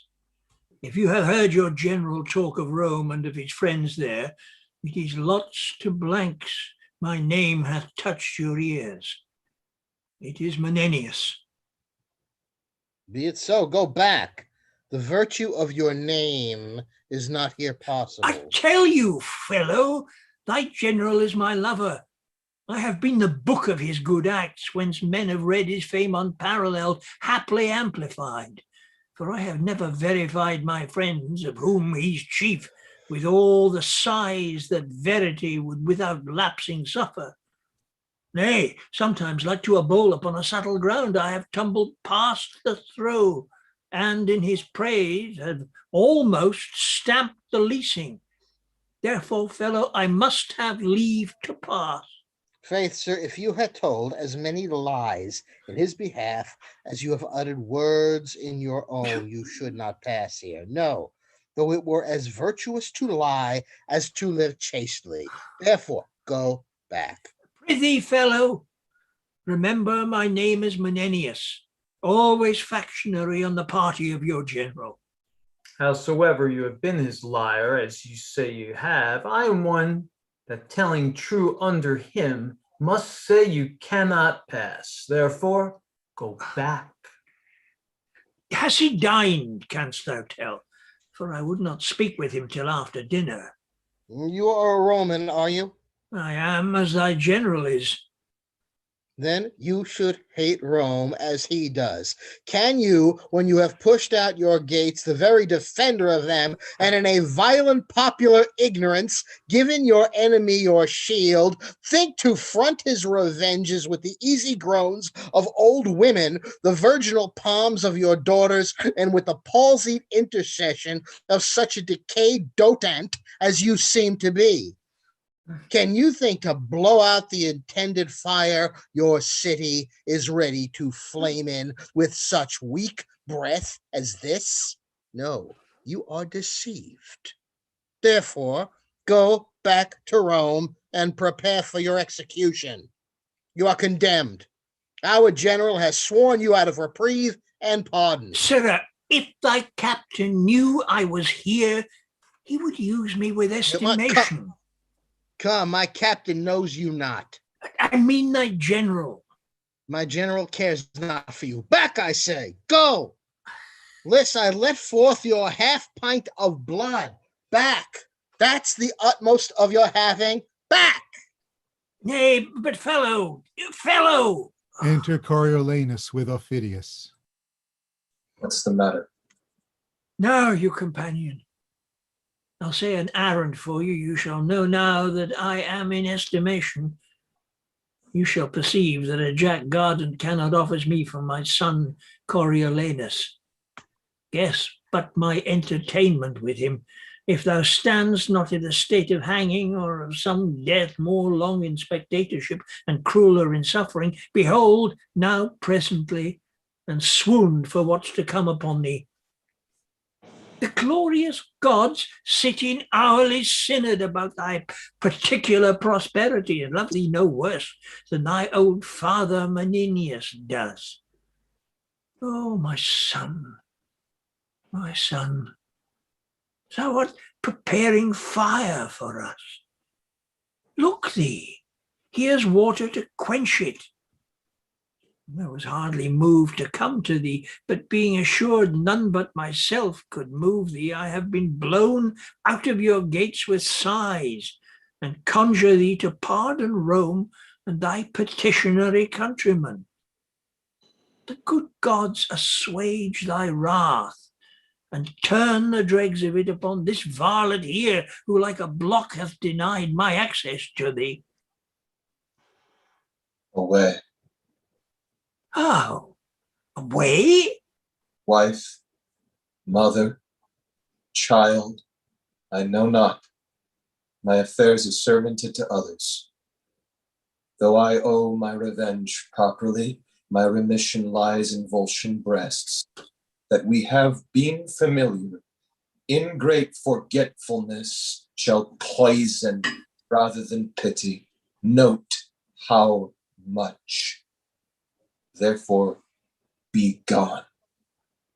Mine ears against your suits are stronger than your gates against my force. Yet for I loved thee. Take this along. I read it for thy sake. I would have sent it. Another word, Menenius, I will not hear thee speak. This man, Aufidius, was my beloved in Rome, yet thou beholdst. You keep a constant temper. Coriolanus and Aufidius exit. Menenius and the guard remain. Now, sir, is your name Menenius? 'Tis a spell, you see, of much power. You know the way home again. Do you hear how we are shent for keeping your greatness back? What cause do you think I have to swoon? I neither care for the world nor your general, for such things as you. I can scarce think there's any so slight. He that hath the will to die by himself fears it not for another. Let your general do his worst. For you, be that you are long, and your misery increase with your age, I say to you, as I was said to, away. Menenius exits. A noble fellow, I warned him. The worthy fellow is our general. He's the rock, the oak not to be wind shaken. and the guard exits. Act 5, Scene 3. Enter Coriolanus and Aufidius. We will, before the walls of Rome tomorrow, set down our host. My partner in this action, you must report to the Volscian lords how plainly I have borne this business. Only their ends you have respected. Stopped your ears against the general suit of Rome. Never admitted a private whisper. No, not with such friends as thought them sure of you. This last old man, with whom with a cracked heart I have sent to Rome, loved me above the measure of a father. Nay, guarded me indeed. Their latest refuge was to send him, for whose old love I have, who I showed sourly to him, once more offered the first conditions which they did refuse and cannot now accept. Grace him only that thought he could do more. A very little have I yielded to. Fresh embassies and suits, not from the state nor private friends hereafter will I lend ear to. What shout is this? A shout within. Shall I be tempted to infringe my vow in the same time it is made? I will not. Enter Virgilia, Volumnia, Valeria, young Marcius with attendants. My wife comes foremost, and the honored mold wherein this trunk was framed, and in her hand the grandchild to her blood. But out affection all bond and privilege of nature break. Let it be virtuous to be obstinate. What is that curtsy worth, or those dove's eyes which can make the gods forsworn? I melt and am not of stronger earth than others. My mother bows, as if Olympus to a molehill should in supplication nod, and my young boy hath an aspect of intercession, which great nature cries, deny not. Let the Volscis plow Rome and harrow Italy. I'll never be such a gosling to obey instinct, but stand as if a man were author of himself, and knew no other kin. My lord and husband. These eyes are not the same as I wore in Rome. The sorrow that delivers us thus changed makes you think so. Like a dull actor now, I forgot my part, and I am out into a full disgrace. Best of my flesh, forgive my tyranny, but do not say for that, forgive our Romans. Kiss. Long is my exile, sweet is my revenge. Now by the jealous queen of heaven, that kiss I carry from thee, dear, and my true lip hath virgined it ever since. You gods, I pray, and the most noble mother of the world leave unsaluted. Sink my knee in the earth of my deep duty, more impression show than of the common sons. And he kneels. Oh, stand up, blessed. Whiles with no softer cushion than the flint, I kneel before thee, and unproperly show duty as mistaken all this while between the child and parent. What's this? Your knees to me, to your corrected son? Then let the pebbles on the hungry beach fill up the stars. Then let the mutinous winds strike the proud cedars against the fiery sun, murdering impossibility to make what cannot be slight work. Thou art my warrior. I helped to frame thee. Do you know this lady? The noble sister of Publicola, the moon of Rome, chaste as the icicle that's curdied by the frost from purest snow and hangs in Dian's temple, dear Valeria. This is a poor epitome of yours, which by the interpretation of full time may show like all yourself. The god of soldiers, with the consent of supreme Jove, inform thy thoughts with nobleness, that thou mayst prove to shame invulnerable, and stick i' the wars, like a great sea mark, standing every flaw, and saving those that eye thee. Your niece, Sarah. That's my brave boy. Even he, your wife, this lady, and myself are suitors to you. Beseech you, peace.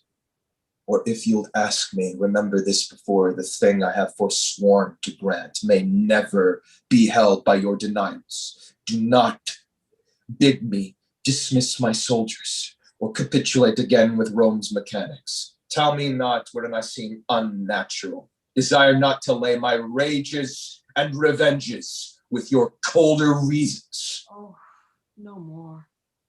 No more.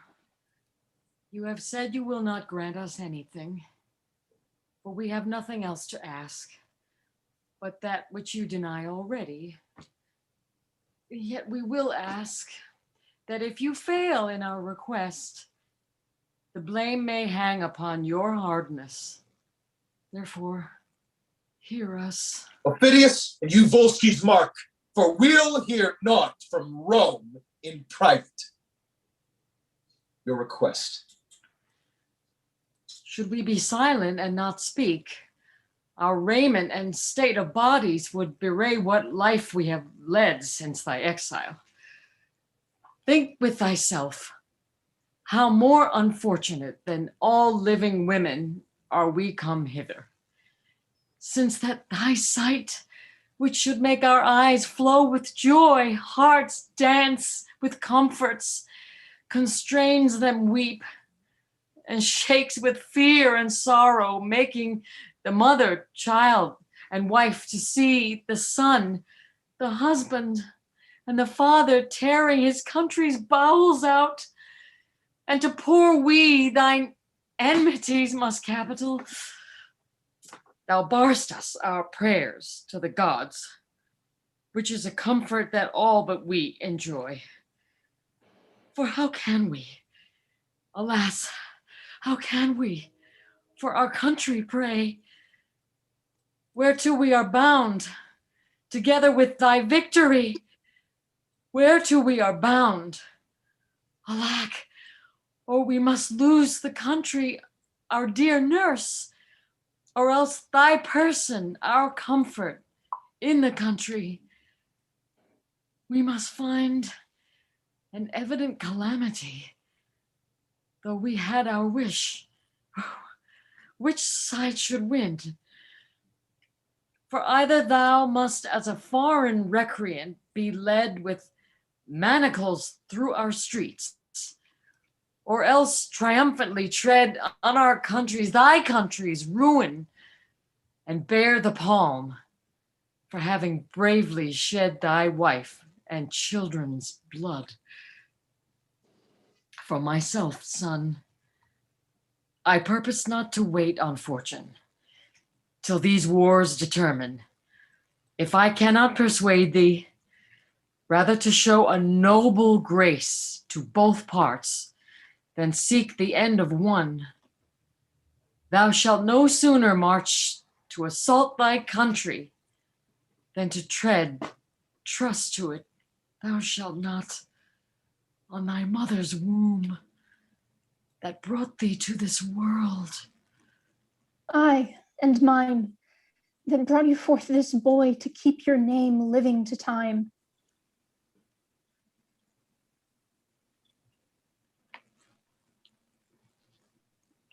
Thou not tread on me.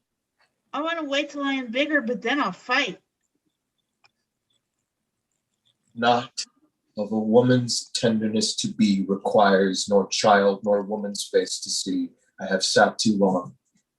Nay, go not from us thus. If it were so, that our request did tend to save the Romans, thereby to destroy the Volsces whom you serve, you might contemn us as poisonous of your honor. No, our suit is that you reconcile them. While the Volsces may say, this mercy you have showed the Romans, this we received, and each in either side give thee all hail to thee, and cry, "Be blessed for making up this peace." Thou knowst, great son, the end of war's uncertain, but this certain, that if thou conquer Rome, the benefit which thou shalt thereby reap is such a name whose repetition will be dogged with curses, whose chronicle thus writ, the man was noble, but with his last attempt he wiped it out, destroyed his country, and his name remains to the ensuing age abhorred. Speak to me, son. Thou hast affected the 5 strains of honor to imitate the graces of the gods, to tear with thunder the wide cheeks of the air, and yet to change thy sulfur with a bolt that shall but rive an oak. Why dost not speak? Think'st thou it honorable for a nobleman still to remember wrongs? Daughter, speak you. He cares not for your weeping. Speak you, boy. Perhaps thy childishness will move him more than can our reasons. There's no man in the world more bound to his mother. Yet here he lets me prate like one in the stocks. Thou hast never in thy life showed thy dear mother any courtesy when she, poor hen, fond of no second brood, has clocked thee to the wars, and safely home laden with honor. Say my request unjust, and spurn me back. But if it be not so, thou art not honest, and the gods will plague thee that thou restrains from me the duty which to a mother's part belongs. He turns away. Down, ladies, let us shame him with our knees to his surname. Coriolanus longs more pride than pity to our prayers. Down, and end. This is the last. So we will home to Rome and die among our neighbors. Nay, beholds this boy that cannot tell what he would have, but kneels and holds up hands for fellowship, does reason our petition with more strength than thou hast to deny it. Come, let us go. This fellow had a Volscian to his mother. His wife is in Coriolanus, and his child like him by chance. Yet give us our dispatch. I am hushed until our city be afire, and then I'll speak a little. Coriolanus holds her by the hand, silently for a long while.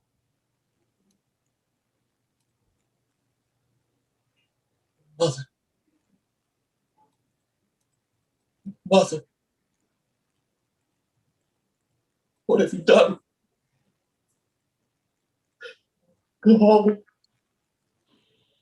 The heavens do open. The gods look down. And this unnatural scene they laugh at. Oh, my mother.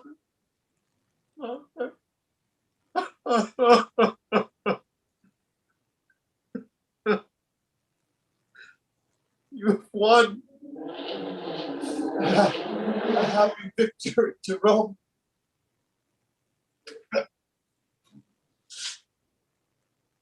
But for your son, believe it. Oh, believe it. Most dangerously with him you have prevailed. If not, most mortal. But let it come. Ophidius, though I cannot make true wars, I'll frame a convenient peace. Now, good Ophidius, were you in my stead, would you have heard a mother less, or granted less, Ophidius? I was moved withal.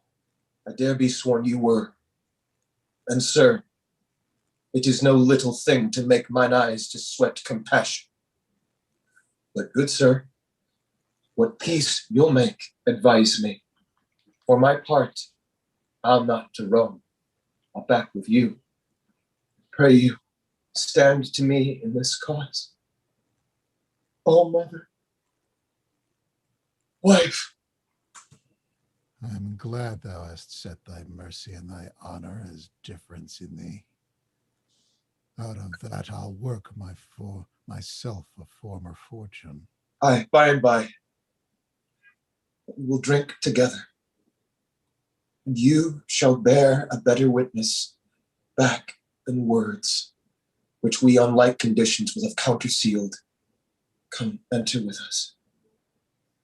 Ladies, you deserve to have a temple built here. All the swords in Italy and her Confederate arms could not have made this peace. And they all exit. Act 5, Scene 4. A street in Rome. Enter Menenius and Sicinius. See you yond coin of the Capitol? Yond cornerstone? Why, what of that? If it be possible for you to displace it with your little finger, there is some hope. The ladies of Rome, especially his mother, may prevail with him. But I say there is no hope in it. Our throats are sentenced and stay upon execution. Is it possible that so short a time can alter the condition of a man? There is difference between a grub and a butterfly, yet your butterfly was a grub. This Marcius is grown from man to dragon. He has wings. He's more than a creeping thing. He loved his mother dearly. Oh, so did he me. And yet he no more remembers his mother now than an 8-year-old horse. The tartness of his face sours ripe grapes. When he walks, he moves like an engine, and the ground shrinks before his treading. He is able to pierce a corselet with his eye, talks like a knell, and his hum is a battery. He sits in his state as a thing made for Alexander. What he bids be done is finished with his bidding. He wants nothing of a god but eternity and a heaven to throne in. Yes, mercy, if you report him truly. I paint him in the character. Mark what mercy his mother shall bring for him. There is no more mercy in him than there is milk in a male tiger that shall our poor city find. And all this is long of you. The gods be good unto us. No, in such a case the gods will not be good to us.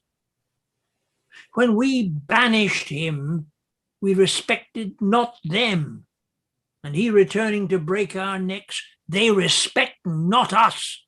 Enter a messenger. Sir, if you'd save your life, fly to your house.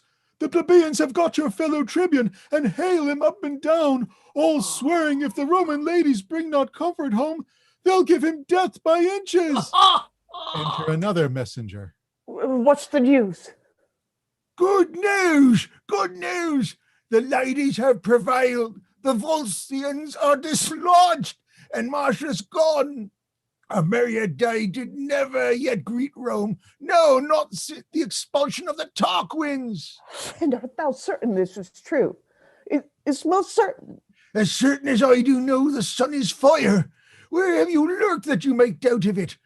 Ne'er through an art so hurry the blown tide as the recomforted through the gates. Why, hark you! Trumpets, hautboys, drums beat all together. The trumpets, sackbuts, psalteries and fifes, tabors and cymbals, and the shouting Romans should make the sun dance. Hark you! And a great shout within. Oh, this is good news. I will go meet the ladies. This Volumnia is worth of consuls, senators, patricians, a city full of tribunes such as you, a sea and land full. You have prayed well today. This morning for 10,000 of your throats I'd not have given a doit. Hark how they joy. Sounds still with the shouts. First, the gods bless you for your tidings. Next, accept my thankfulness. Sir, we have all great cause to give great thanks. They are near the city. Almost at point to enter. We'll meet them and help the joy. And they exit. Act 5, Scene 5, the gates of Rome. Enter 2 senators with ladies passing over the stage with other lords. Behold our patroness, the life of Rome. Call all your tribes together, praise the gods, and make triumphant fires. Strew flowers before them, unshoot the noise that banished Marcius. Repeal him with the welcome of his mother. Cry, welcome, ladies. Welcome. Welcome, ladies. Welcome, ladies. Welcome. Welcome. A flourish with drums and trumpets. Act 5, Scene 6. The city of Antium. Enter Tullius of Tullus Aufidius with attendants.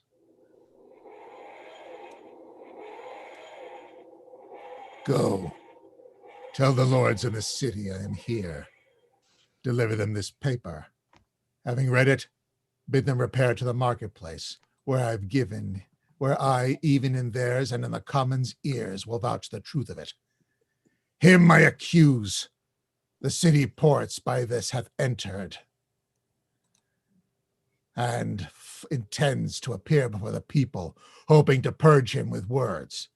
Dispatch! Enter 3 or 4 conspirators of Aufidius' faction. Most welcome. How is it with our general? Even so as with a man by his own alms empoisoned, and with his charity slain. Most noble sir, if you do hold the same intent wherein you wished us parties, we'll deliver you of your great danger. Sir, I cannot tell. We must proceed as we do find the people. The people will remain uncertain, whilst twixt you there's difference. But the fall of either makes the survivor heir of all. I know it is, and my pretext to strike at him admits a good construction. I raised him, and I pawned mine honor for his truth, who being so heightened, he watered his new plants with dews of flattery, seducing so my friends, and to this end he bowed his nature, never known before, but to be rough, unswayable, and free. Sir, his stoutness when he did stand for consul, which he lost by lack of stooping. That I would have spoke of. Being banished for it, he came unto my hearth, presented to my knife his throat.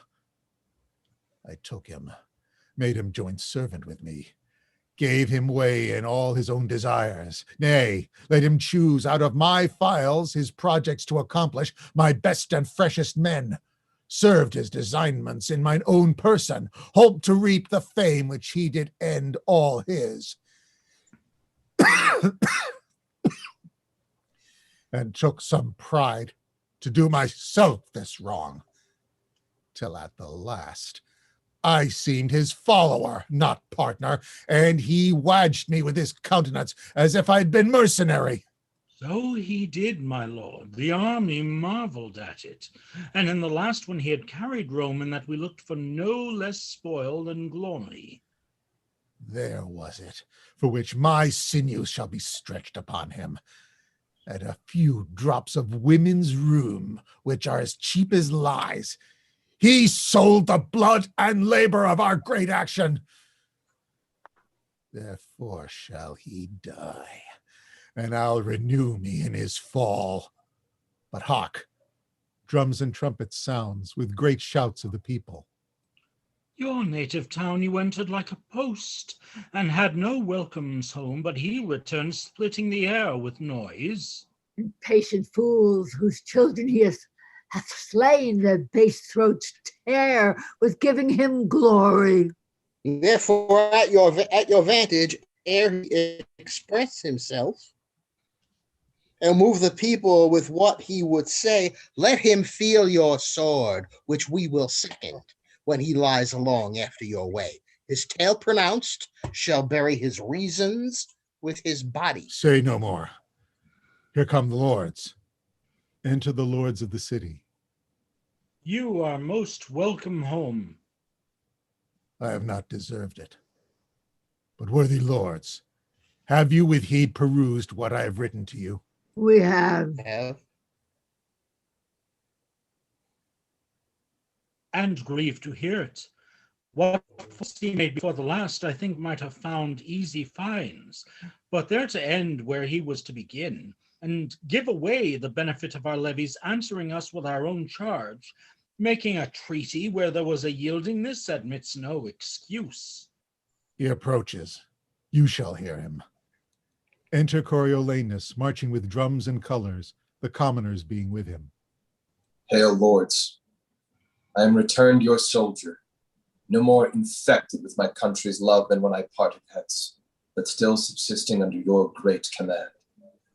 You are to know that prosperously I have attempted, and with bloody passage led your wars, even to the gates of Rome. Our spoils we have brought home, that more than counterpoise a full third part the charges of this action. We've made peace with no less honor to the Antiates than shame to the Romans.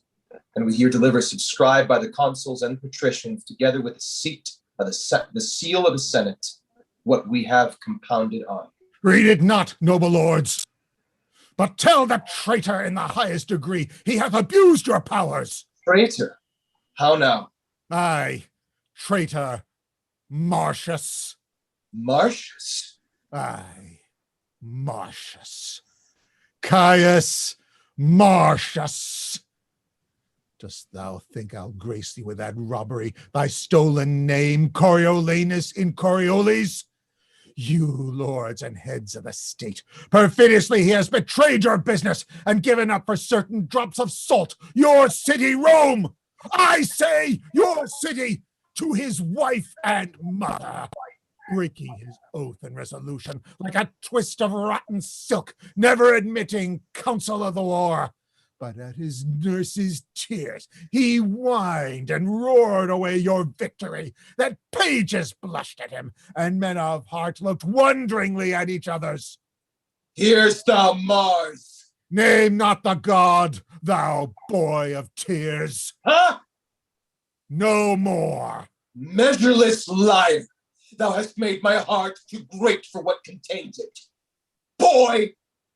Oh, slave! Pardon me, lords, 'tis the first time that ever I was forced to scold. Your judgments, my grave lords, must give this cur the lie, and his own notion who wears my stripes impressed upon him, that must bear my beating to his grave, shall join to thrust the lie on him.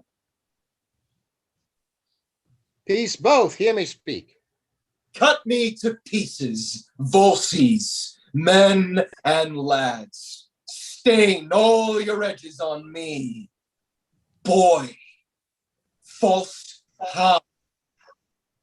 If you have writ your annals true, 'tis there that like an eagle in a dovecote, I fluttered your Volscians in Coriolis.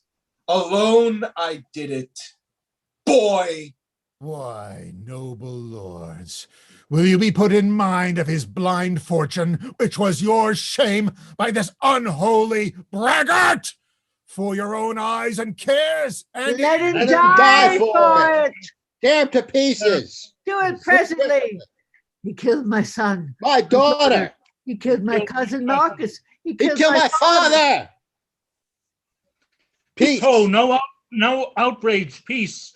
The man is noble, and his fame folds in this orb of the earth. His last offense shall have judicious hearing. Stand, Ophidius, and trouble not the peace. Oh, that I had him with 6 Ophidiuses or more, his tribe, to use my lawful sword! Insolent villain! Kill him! They all draw their blades, both the conspirators, and kill Marcius, who falls. Ophidius stands over him. Hold! Hold! My noble masters, hear me speak. Oh, Tullus. Thou hast done a deed whereat valor will weep. Tread not upon him, masters. Masters. All be quiet. Put up your swords. My lords, when you shall know, as in this rage provoked by him, you cannot, the great danger which this man's life did owe you, you'll rejoice that he is thus cut off. Please it your honors to call me to your senate. I'll deliver myself, your loyal servant, or endure your heaviest censure. Bear from hence his body, and mourn you for him. Let him be regarded as the most noble course that ever herald did follow to his urn.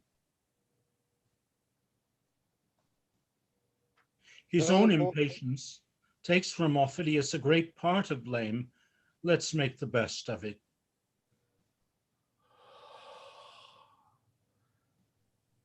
My rage is gone, and I am struck with sorrow. Take him up. Help 3 of the chiefest soldiers. I'll be one. Bear thou the drum, that it speak mournfully. Trail your steel pikes. Though in this city he hath widowed and unchilded many a one, which to this hour bewail the injury, yet he shall have a noble memory. Assist! The exit bearing the body of Marcius. A dead march sounded. Oh. Well done. Good job, everyone. And thank you so much, Tony, for stepping in for doing all of the. That was great. The messengers. That was great. Yeah. The 15 voices of Tony. Loved it. I must say, I'm a good casting director. Well, casting is 99% of it. Yeah. Yeah. Excellent work, Alex. Thank you so much. Excellent work, everybody. Yeah, it is a powerful play. Yeah, it can. Love this play. No, I'm not clear. Where was he killed? Was he killed in Rome? Actually, no, he was killed. He was killed in Coriolanus. Oh, okay. So that's a town what town is that? That's a town they've conquered. That's the town that he conquered. That he got his name Coriolanus from. Right. That's the one. So in other words, he was on his way back to Rome. And No. He was not on his way back to Rome. He left Rome after he spared it, and he came back with the Volscian army. I guess he got a treaty. He got them to give. But on the end, what happened? What happened at the end? At the end, he was going to return to Rome. He was welcomed back to Rome, wasn't he? We don't know. Oh, you don't know. So No, in other words, there's he's no killed before answer. he returns, right? Okay. I wasn't quite sure where he was when he was killed. He's such a mess of a character. Well, did you guys see it in the park a few summers back? I did not. Because I saw it many times, and what I thought was so extraordinary. First of all, one night, some politician got up on stage. I heard Paul speaking about this, but I don't know if you were saying the same thing, but he spoke about Coriolanus as a great dictator and a fascist. I said, whoa. I just sat there and said, no, that's not what this play is about at all. No, he's a boy. Exactly.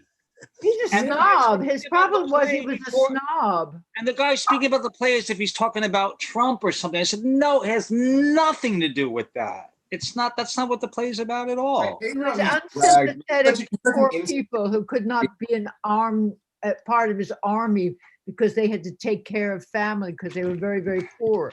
He thought everybody had to join him and conquer. Well, the thing is, in that production, did you see that production they did with Mark Cake? What was his name? Cake? Jonathan Cake. Whenever he was fighting at war, it was like he was in a play box. Yeah. I mean, he was in heaven. This is what he knew to do and loved to do. He had nothing to do with politics. He didn't, they made, you know. And then at the ending, when he called him boy, Jonathan took this long pause. I cried for him every time, crushed. And I said, that's it. Now he says, go ahead and kill me. No, it's like he's given up. Once Ophidius calls him boy, it totally just crushed him. That's what I got every time I saw it. And then all the people in Rome had to do was to pat him on the head and say, thank you, you did good. Right. Everything would have been fine. Right. And then at the last night, I said, there's something missing. I mean, it was great every night, but the last night I saw a closing night when he was about to ransack the city and everybody's on stage. I was terrified. And I thought, and I went to see it. That was closing night. And the guy who played Menenius came out. He said, how'd you like it? I said, tonight, you really did. I mean, it was great all the time. He says, yeah, I felt like we really did. I said, because that last scene, we should be scared as they are. You know, you felt their fear. You know, they were going to all be killed. They were about to be ransacked. And you didn't feel it until like the last night. I really felt it. It was incredible. Great production. Some friends of mine did it in Norwich. Oh God, decades ago, in a Masonic hall. And when Coriolanus and Ophidius marched on the city, they had them enter through the entrance doors of the hall with just two big floods behind them. So you got these tall guys casting huge, fabulous shadows with the lights behind them. It turned your blood cold. I mean, you know, it was brilliant. Yes. But it's interesting that the political discussion in this is much deeper than you get a lot of Shakespeare's plays. Was he feeling safer at this time that he could actually get into the politics more realistically, Paul?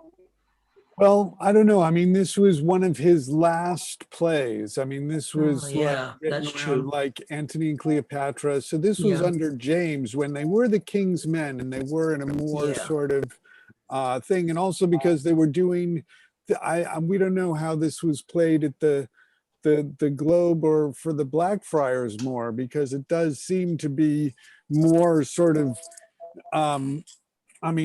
geared for having these more sort of in-depth philosophical discussions, which might have been more at the Blackfriars, but there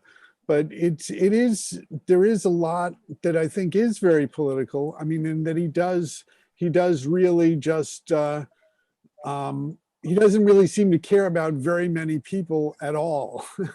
You do sort of get the sense he cares. I mean, he's like, well, what about Tullus? What did he say about me? You know? And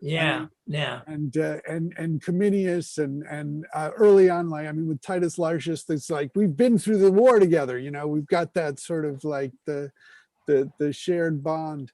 But in terms of the people, I mean, it's like he gets very rude with them very quickly. You know, it's like all they want to do is like, just raise your thing, show a few wounds, and.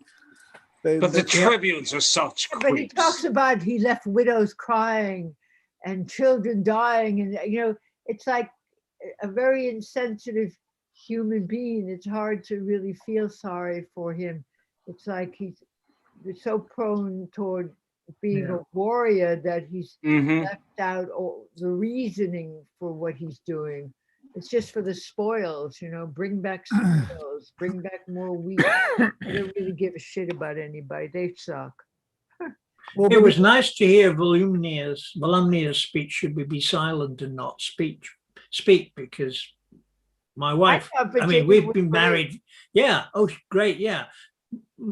I've been married for 43 years now. And all the time I knew her, that I know her still. That speech until the bit about tear his country's heart out is the monologue she does at auditions. So it was nice to hear it all in context, Virginia. It's good. Yeah, bravo, Virginia. That was, I mean, That was probably one of the that high was stunning. points That of was the just entire- stunning. of the entire reading. That's It's fabulous. Alex was one Incredible speech. Mm. Yeah. This whole play is so, every time we do one of these readings, I leave it and I just text all of my friends who are actors and I'm like, I just want to be acting in person again. Because God, doing yes. this just makes me miss it so much. And this one especially, like the energy, it's such an energetic play. And even being remote and working through a screen, I could feel it, but I was like, man, this makes me want to be back in person so much. You're right. It's Y'all, been you know, way too long. They're doing Merry Wives in the park this summer, by the way. I think everybody knows that An now. all black cast. Yeah, I think it takes place in Harlem. I think they're doing it. Sounds Yeah. like fun. Oh, well, there you go. Maybe. I'd go see it. I wouldn't. You can do almost anything with Merry Wives. It's not, you know. Well, that's true. Oh, it's The recent Stratford, Ontario production set it in 1950s America. Yeah.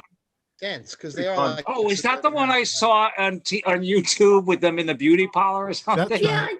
Yeah. That was another one. Either that or the Royal Shakespeare Company did it. That Right. That was That's the fun. RSC. But they did a southern version already. I saw some shots quite a while ago with black people at the public theater. It's not the first time they've had a black cast. But actually, they I have think it the traveling. one you're talking about was Much Ado. That was Yeah, the Much Ado. Much Ado, right? Much Ado. Oh, the famous Much Ado.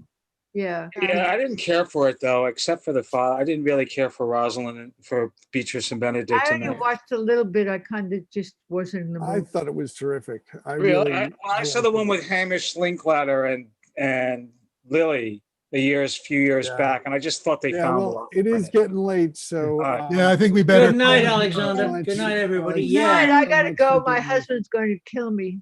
It's now 4:30 as far I as I'm owe him for all concerned. this electricity. Hey, speaking of Good Much night, all. Ado, Thank coming you. up on Good Saturday. night. Thank you. Good night, night. everybody. Yes, Great I'm- work, everybody. Yeah. Good thank night. you so Thank much. you. Yeah. Bye-bye. Paul, I've had to drop out of the Much Ado on Saturday. My daughter's has to go off with her partner to help him with his mother who's got Alzheimer's.